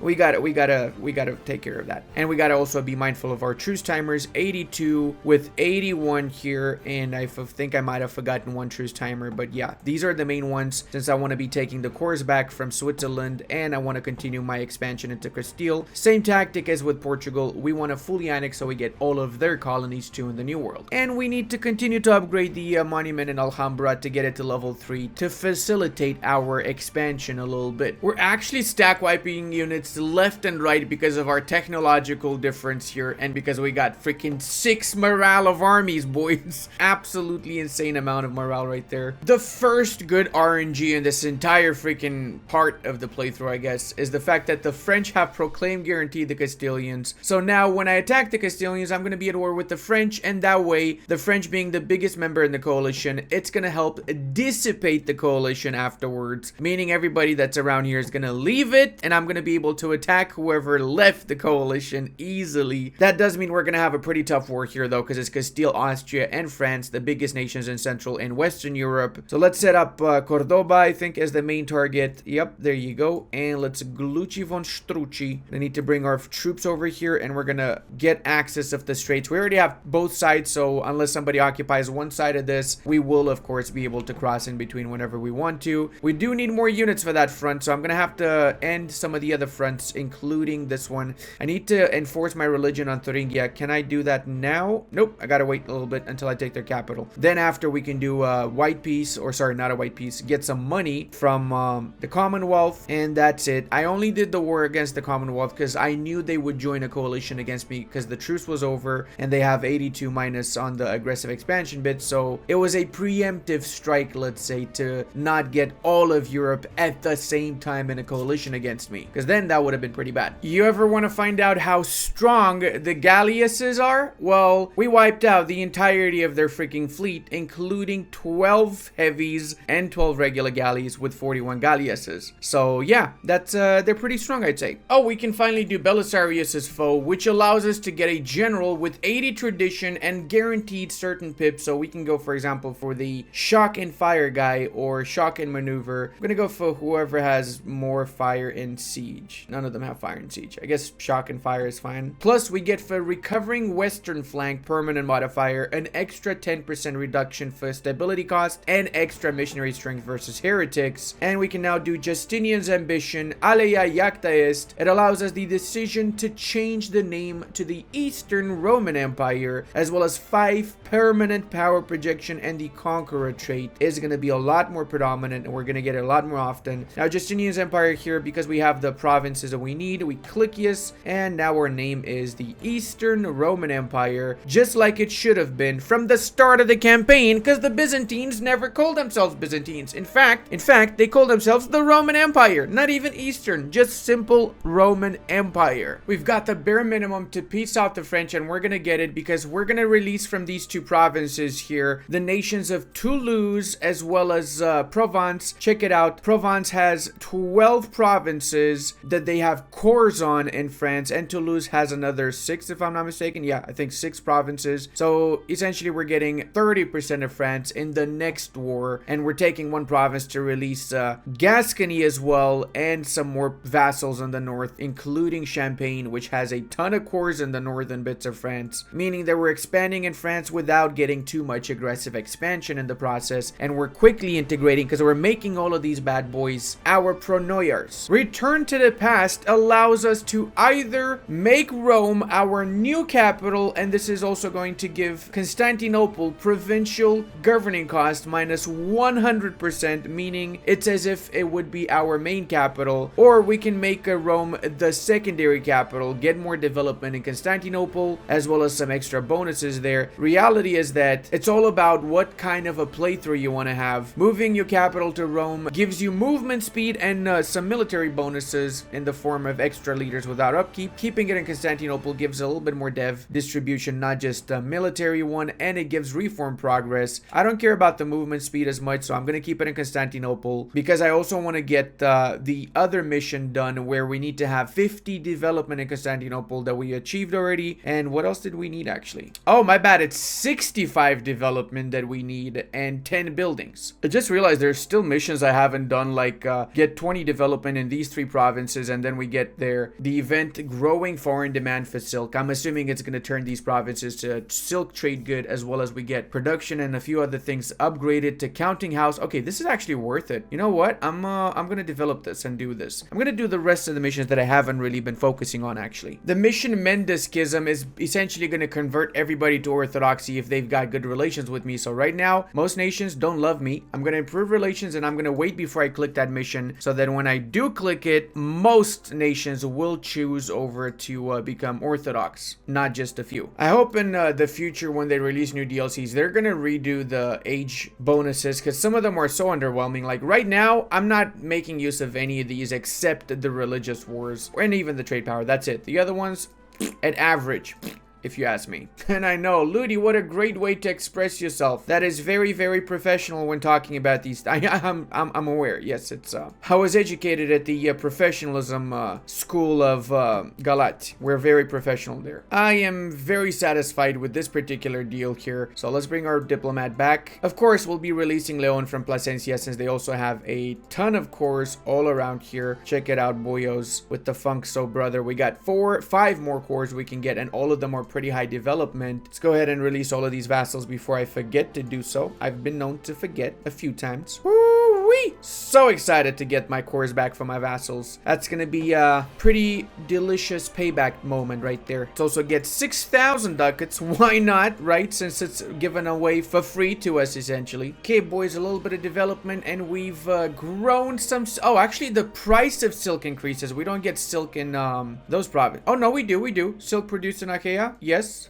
There you go. We get both of those things. So that's really, really good. Silk is a really expensive trade good as it is. So now with it increased by 20%, it's even better. And it upgraded to counting houses from workshops, which means, oh my god, if I did this early in the campaign, I would have gotten absolute freaking bank. I should have paid attention. I forgot. I honestly forgot about that mission. It's still good. We're still making even more money now. But yeah, this would have been amazing in the 1400s. Oh, we can also get the Sea Fire because we built 50 galleys. This is going to give until the end of the game galley combat ability plus 10. And if we have the largest navy in the world, which we do, we also get for 20 years trade efficiency and a few other things. Now that means we essentially have plus 30 galley combat ability because we got the plus 20 from having all of our galleys galleasses. And as I was saying earlier, they've started leaving the coalition now. And this is my moment to basically wipe out everybody around me. There you go, my minions. Leave the coalition, and oh, that is delicious. Oh my god, you have made the biggest mistake ever, people.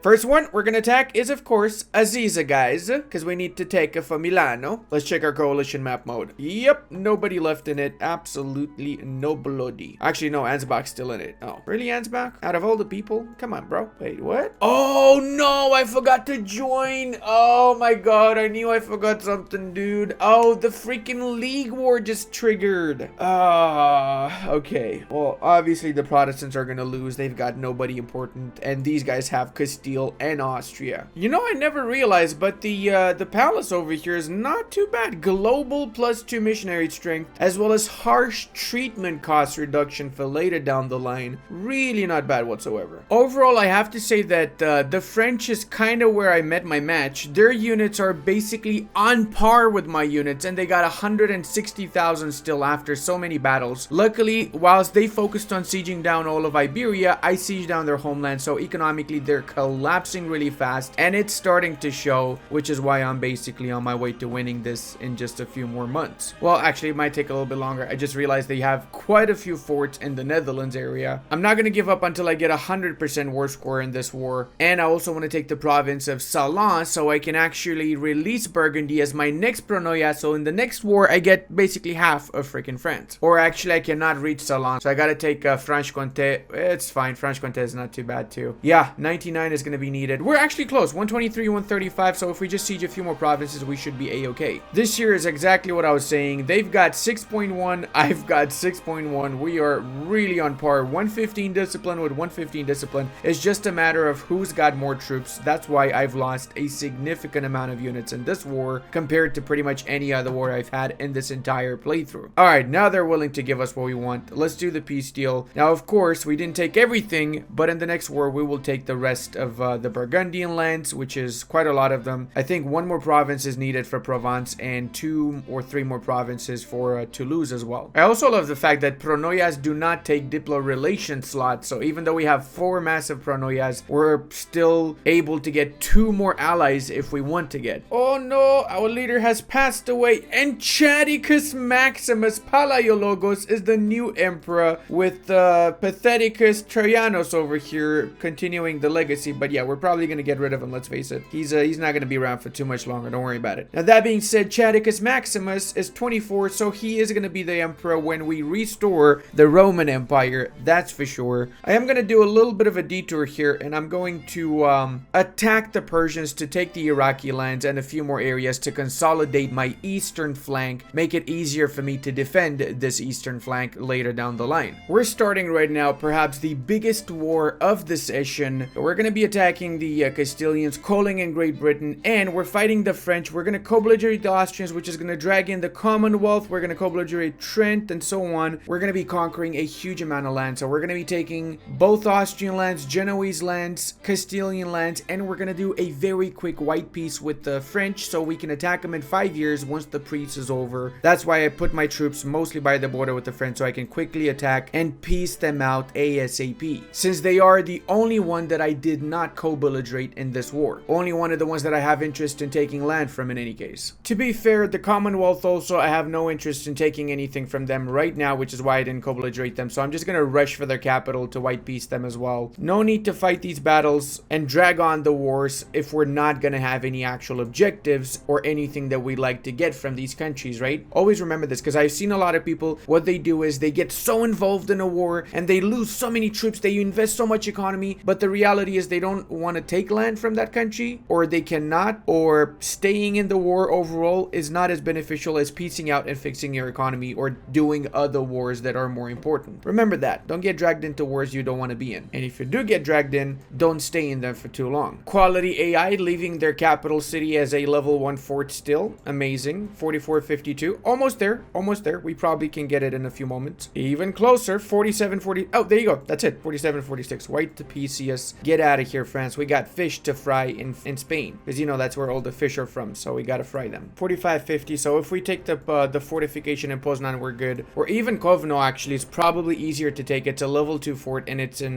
grasslands. Or we just took Georgiou. Is that enough? No. 4850. Really? Georgiou's not even worth 2 points? What's going on in the Balkans? Yep. As expected, they sieged the schnapps out of everything in the Balkans. But it's all good because half of this is sieged by Hungary and Commonwealth. So once I piece them out, we'll be fine. We did finish off the Castilians. So let's send some of our units to siege the Austrian parts. We haven't yet attacked Austria. Unfortunately, the Portuguese lost their colonies. Well, actually, they got the event. So essentially, Brazil gained a PU over Portugal, which then they lost because of pretender rebels. And Brazil kept all of the other colonies as their colonies. So no colonies for me, unfortunately. At least not from the Portuguese. I'll get the ones from the Castilian. Can we take a little bit of money from them? Oh my god, how much money they can give us? 2,900. Oh boy. Not gonna waste my time here though. Let's get out of here because we make a lot more money than that monthly. And let's bring our troops back so we can attack the Hungarians and the Austrians now. No! Oh dude, we just inherited Provence. That sucks. They still had Verdun, and what else did they have? And Savoie. Verdun and Savoie. That's like 26 development. Oh man. Well, that sucks. That's one thing I'm not a big fan of. Like, whenever you want your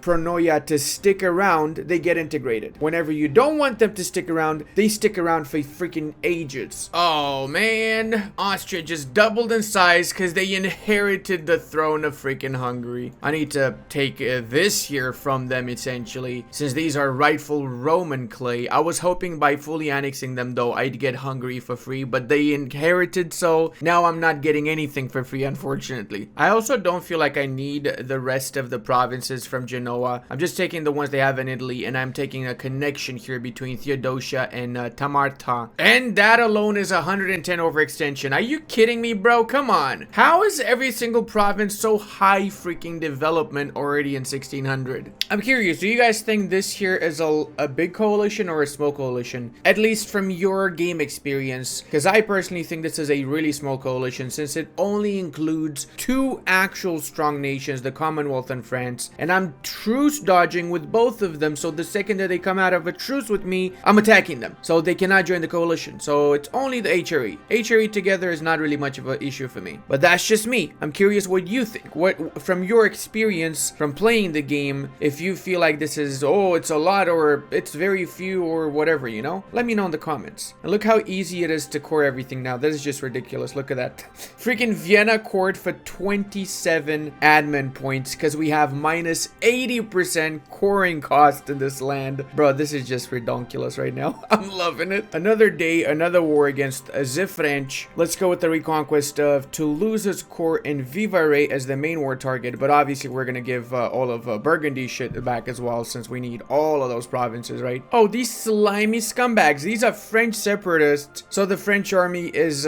basically on the same side as them. Well, that's fine. We'll take care of everybody there, not to fear. The coalition also started triggering again, so we're gonna need to be a little bit careful, but like before, it's literally just Central Europe. Nobody to be worried about, really. 2 more provinces needed in Castile, and then we've finished the unification of the Iberian parts, or restoration of a Roman rule in Iberia, better yet. Hey, gotcha, bitch! I always wanted to say that, and in fact, I say that a lot when I'm not recording. I do record it, but I usually cut it out because I know the YouTube algorithm doesn't like bad words, but it's always good to say it, you know, when you captured that enemy trooper just trying to sneak past your units. Ooh, it's good. It's a good feeling. Oh, I forgot to click the mission non plus ultra because we got the provinces in Iberia, meaning we will be getting morale of navies prestige, but most importantly, until the end of the game, war score versus other religions. So we can take more shit from the French now. I kind of forgot about my Persian war. I declared on them so I prevent them from joining the coalition, right? Because the truce finished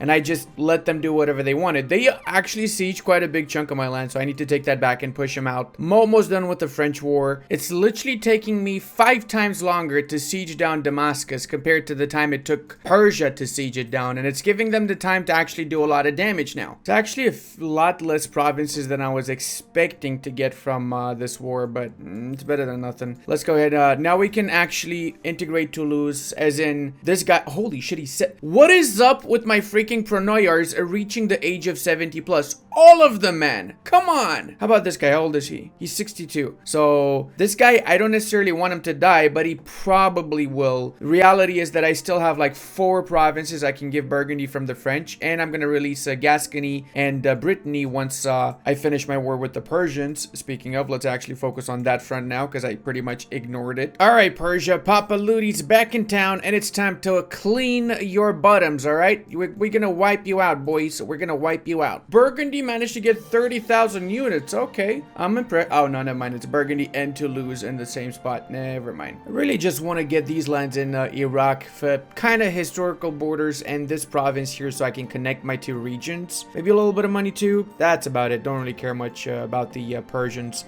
Oh no! Oh no, no, no, no, no, no. Oh, I wasted military points. Oh, that is bad. I hate wasting points, man. I always need to be careful with this. Let me release Gascony and Brittany before I forget to do it. And check it out. If we go to diplomat mode, that is quite a lot of provinces with super high development. Same here. Some of these are insanely high development. They've been properly improving the provinces both in Brittany and in the southern bits of France. Bro, I swear. Oh my god, I knew this was gonna happen. I knew it. We inherited Burgundy, but there's more. This motherfucker is 76 years old and he didn't die. The dude in Burgundy was 63 or some shit. Come on, Toulouse. Can you just lose for once, eh?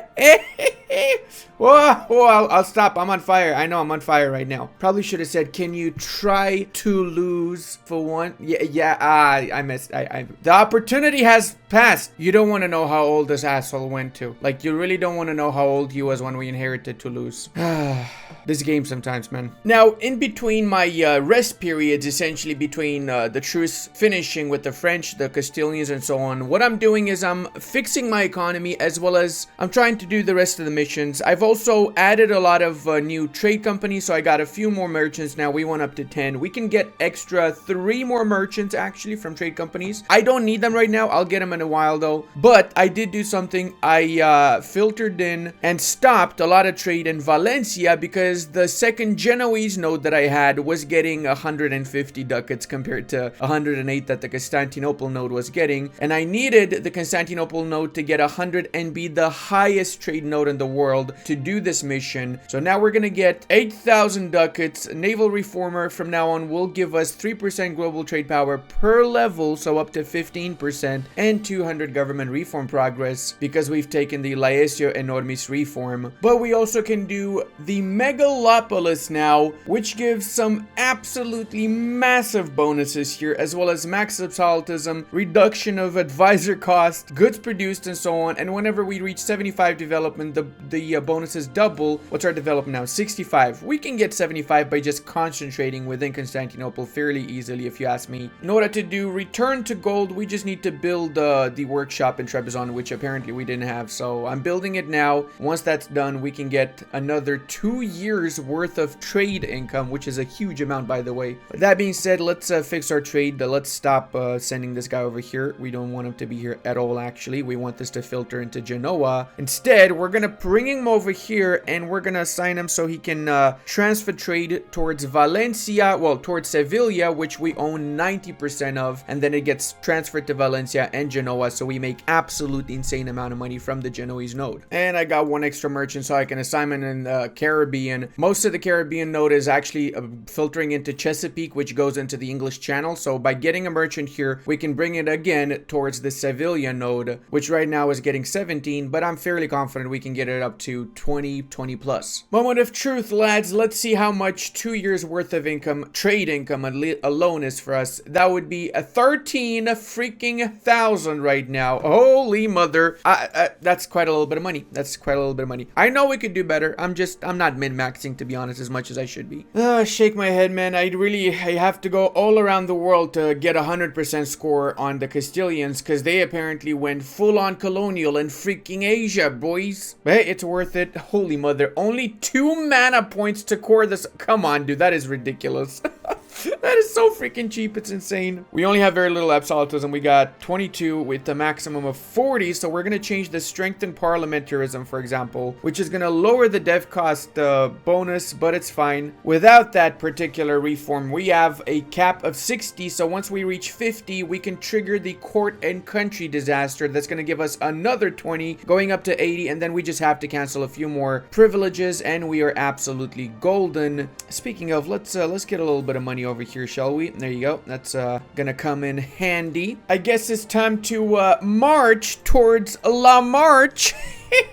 I know it's pronounced La Marche. Le Mouche, Amuse-Bouche. I might have digressed a little bit there more than I should have. But I still think marching towards La Marche is funny, okay? It's goddamn it, it's funny, I said. And yes, I'm saying that all by myself in my little room here at 2 a.m. in the morning. But that's beside from the point. Oh non, France, did I just wipe out all your trooper? The AI has a tendency of having a lot more artillery than they have infantry. Don't get me wrong, it's good to have a lot of artillery, right? But you also need to have the infantry to back it up. Otherwise, this happens. They deal some damage to me, but I still end up wiping them out because they don't have enough units to fill up their ranks. Wait, what? Russian crusade against Blackfoot. Oh my lord, Russia's in the New World. And not only that, but Blackfoot's actually winning that war. It's a little bit of a shameful display right there, Russia. And I'm not saying it's bad to be getting your ass kicked by the natives, but you know. Holy snap, look at that. 6 mana points to convert other cultures to my culture. That is, of course, because we've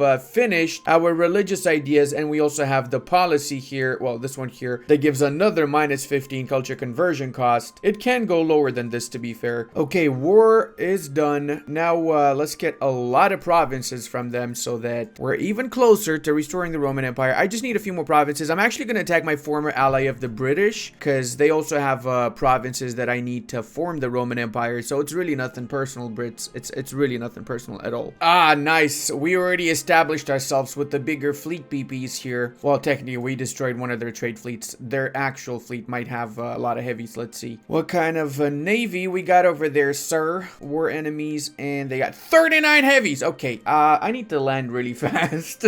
Okay, we got a little bit of a beachhead. Let's bring in more units before they puddle over and they attack us with the 100,000 that they have. Likely not all of those are on the actual island, though. Okay, we got that. So now it's going to be a lot easier to just embark these bad boys on the ships. It's essentially instantaneous now. All right, 150,000 brave souls in the first invasion of the British Isles since those ancient Caesarian times, let's say. Are they actually allied to anybody? Bremen and Hamburg. Okay, we can do that. This way we get Bremen and Hamburg out of the coalition against us, I guess. Yep, no, they actually have almost no units on the island, so this war is going to be super fast. They did land some units, so that's pretty cool to see. Okay, looks like we're going to have a pretty big battle. 6.2 morale against 5.6, and we have the same actual discipline, 112.1, and they got the same, 112. Well, they got 111.7 actually. Nice try, Britain, nice try. They did tactically retreat, so good to see that the AI at least has some tactical knowledge. Ireland, famous last holdout of the British Empire. It's okay, British people, we're gonna bring you actual food instead of, you know, Chinese food. I'm just messing. I know you guys have that delicious fish and chips. I see you, Britain trooper. I know what you did last summer. You did your cousin in Louisiana, didn't you? Disgust me. I'm sorry, too soon? Too soon? My bad. My bad. This is essentially reverse Last of the Mohican right here. This is Last of the Edward. Last Henry? I don't know. What's a really typical British name? Oh, I know.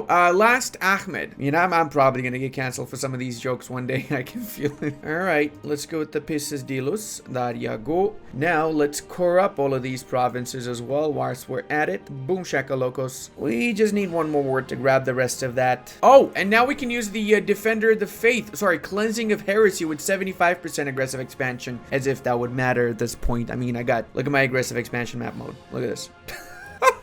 Literally all of Europe hates my guts, but surprisingly nobody outside of Europe gives a schnaps about me, so maybe it's a hint that I should wipe out all of Europe. Maybe, just saying. Kick, should we rebuild the Hexamillion Wall and the Theodosian Wall? The most useless of freaking constructions. I'm gonna build them. Screw it, I'm gonna build them just for the memes. I don't really need them, but I got too much money. Don't know what to do with it, really. Oh yes, baby, give me that juicy absolutism from harsh treating you boys. This monument here is actually gonna come in massive handy once it's fully upgraded. Harsh treatment's gonna be 33% cheaper, so I'm gonna get absolutism a lot faster as consequence. Oh, and I just noticed something super stupid. Britain and France are guaranteeing the independence of Castile, so if I attack them and my truce is over in a couple of months in December, then I reduce my truce time with the British and the French from 15 years to 5. Hell yeah! Essentially, we can reform the Roman Empire without having to do any truce breaks, and we can do it super fast. And I've improved enough relations with the nations that I needed to improve with, so oh, look at that, we even advanced in tier. We are now tier 4 because of all the remaining Catholics have actually switched over to Orthodoxy. Now let's cleanse heresy in these parts, shall we? Rush B, in this case B is Paris and London. I just realized I didn't convert all nations to Catholicism. We still have a couple of them in the HRE and France because they do hate our guts, but I did improve with most of the HRE nations. Some of them converted, not all of them. It is pretty much vital that you get friendly relations or at least good relations with them before you click that mission, the Schism one. And it's better to do it a little bit earlier, so in the next time I'm gonna do a Byzantine run, which is likely gonna also be within 1.36 patch because I have a few other ideas for Byzantium, I'm gonna do a little bit faster expansion. This one, I'll be honest, because of the light goals and because I rushed it because of the light goals, I didn't play as efficient as I could have, but I feel like we can restore the Roman Empire by 1560, 1570 if we really push it and abuse the Pronoia system. At this point, we're able to have so many freaking wars. It's just insane. Like, we're essentially at war right now with half of the freaking neighbors that we have, and we're still freaking winning every single engagement. management. I love this Roman Empire run. I absolutely love it right now. Love how the Commonwealth has still not built any forts in between Warsaw and the entirety of their eastern flank. You know, there is this saying that you never ask a woman her weight, a man his wage, and an EU4 player how much freaking overextension he has. There's got to be a reason why you don't ask that, right? So now to give an overview of the 1726 map of the world, we have right now most of Europe with the exception of the Russians, which we've been trying to get the PU, but we've been unsuccessful, so I'm just gonna attack them. It's gonna take 3 wars to fully annex Russia, so we have time because it's still 100 and something years left until the end of the campaign. Most of Africa is ours with the exception of Kilwa and Castile here. Now Castile does have a lot of colonies in the New World, so once we annex Castile, because these are all the lands that the Castilians have, once we've annexed that, we basically own half of the New World, since all of their subjects will become ours as long as we fully annex the Castilians. In Asia, we're thrusting pretty hard. We've made a reservation out of Vijayanagar, and we've made some spearheads all around here. Together with the Japanese islands belong to us fully, and all of the Chinese lands are literally 1 war away from full annexation here. Look at that, 80 to annex all of Shun and so on. Economically, we're doing pretty good. We have a total income of 6.2k. I'll be totally honest, I kind of gave up on building stuff and just focusing on my economy too much because I'm getting so much money, it's pointless. I have way too much money. I don't even know what to do with it. And militarily speaking, same. We have 1.8 million troops in the field. And yes, Oldenburg is our little schnappeldupe. I did it so I can get rid of the revolution. And it looks like we have some extra merchants lying around here we need to assign. Pretty much all of Europe is 100% owned by us. And in Genoa alone, we're collecting 2.4 thousand ducats to put this into perspective. And the other main trade notes here, we're collecting a little bit as well. I think another 580 in Lubeck, another 200 in the English Channel, and so on. Suffice to say, at this point, it's not any sort of a challenge to do world conquest. It's more of a what Netflix series I'm gonna be watching whilst I do the rest of the campaign. Really, that's pretty much it, because it's very easy. Look at the achievements we got as well right now. So we have the Restore the Pentarchy and the Last Crusade. We're very close to getting the rest of these done. And the best part is that the Reacher Season 2 is out, so I'm gonna be watching all of that whilst I'm doing this. Hello! I love that series. I absolutely love it. Now, boys, if you enjoyed this run, don't forget to leave a like if you'd like us to continue this campaign into Victoria 3. And yes, we'll be essentially releasing all of Africa, Asia, the New World as their own independent nations, and we're only gonna keep Europe when we do play the Victoria 3 save. And consider subscribing to the channel. Would really encourage me to make more videos like these in the future. And hey, until the next time, check out this awesome Japan run. And I want to give a massive thank you to all of my patrons, channel members, and Twitch subscribers. I would not be able to do this without all your support.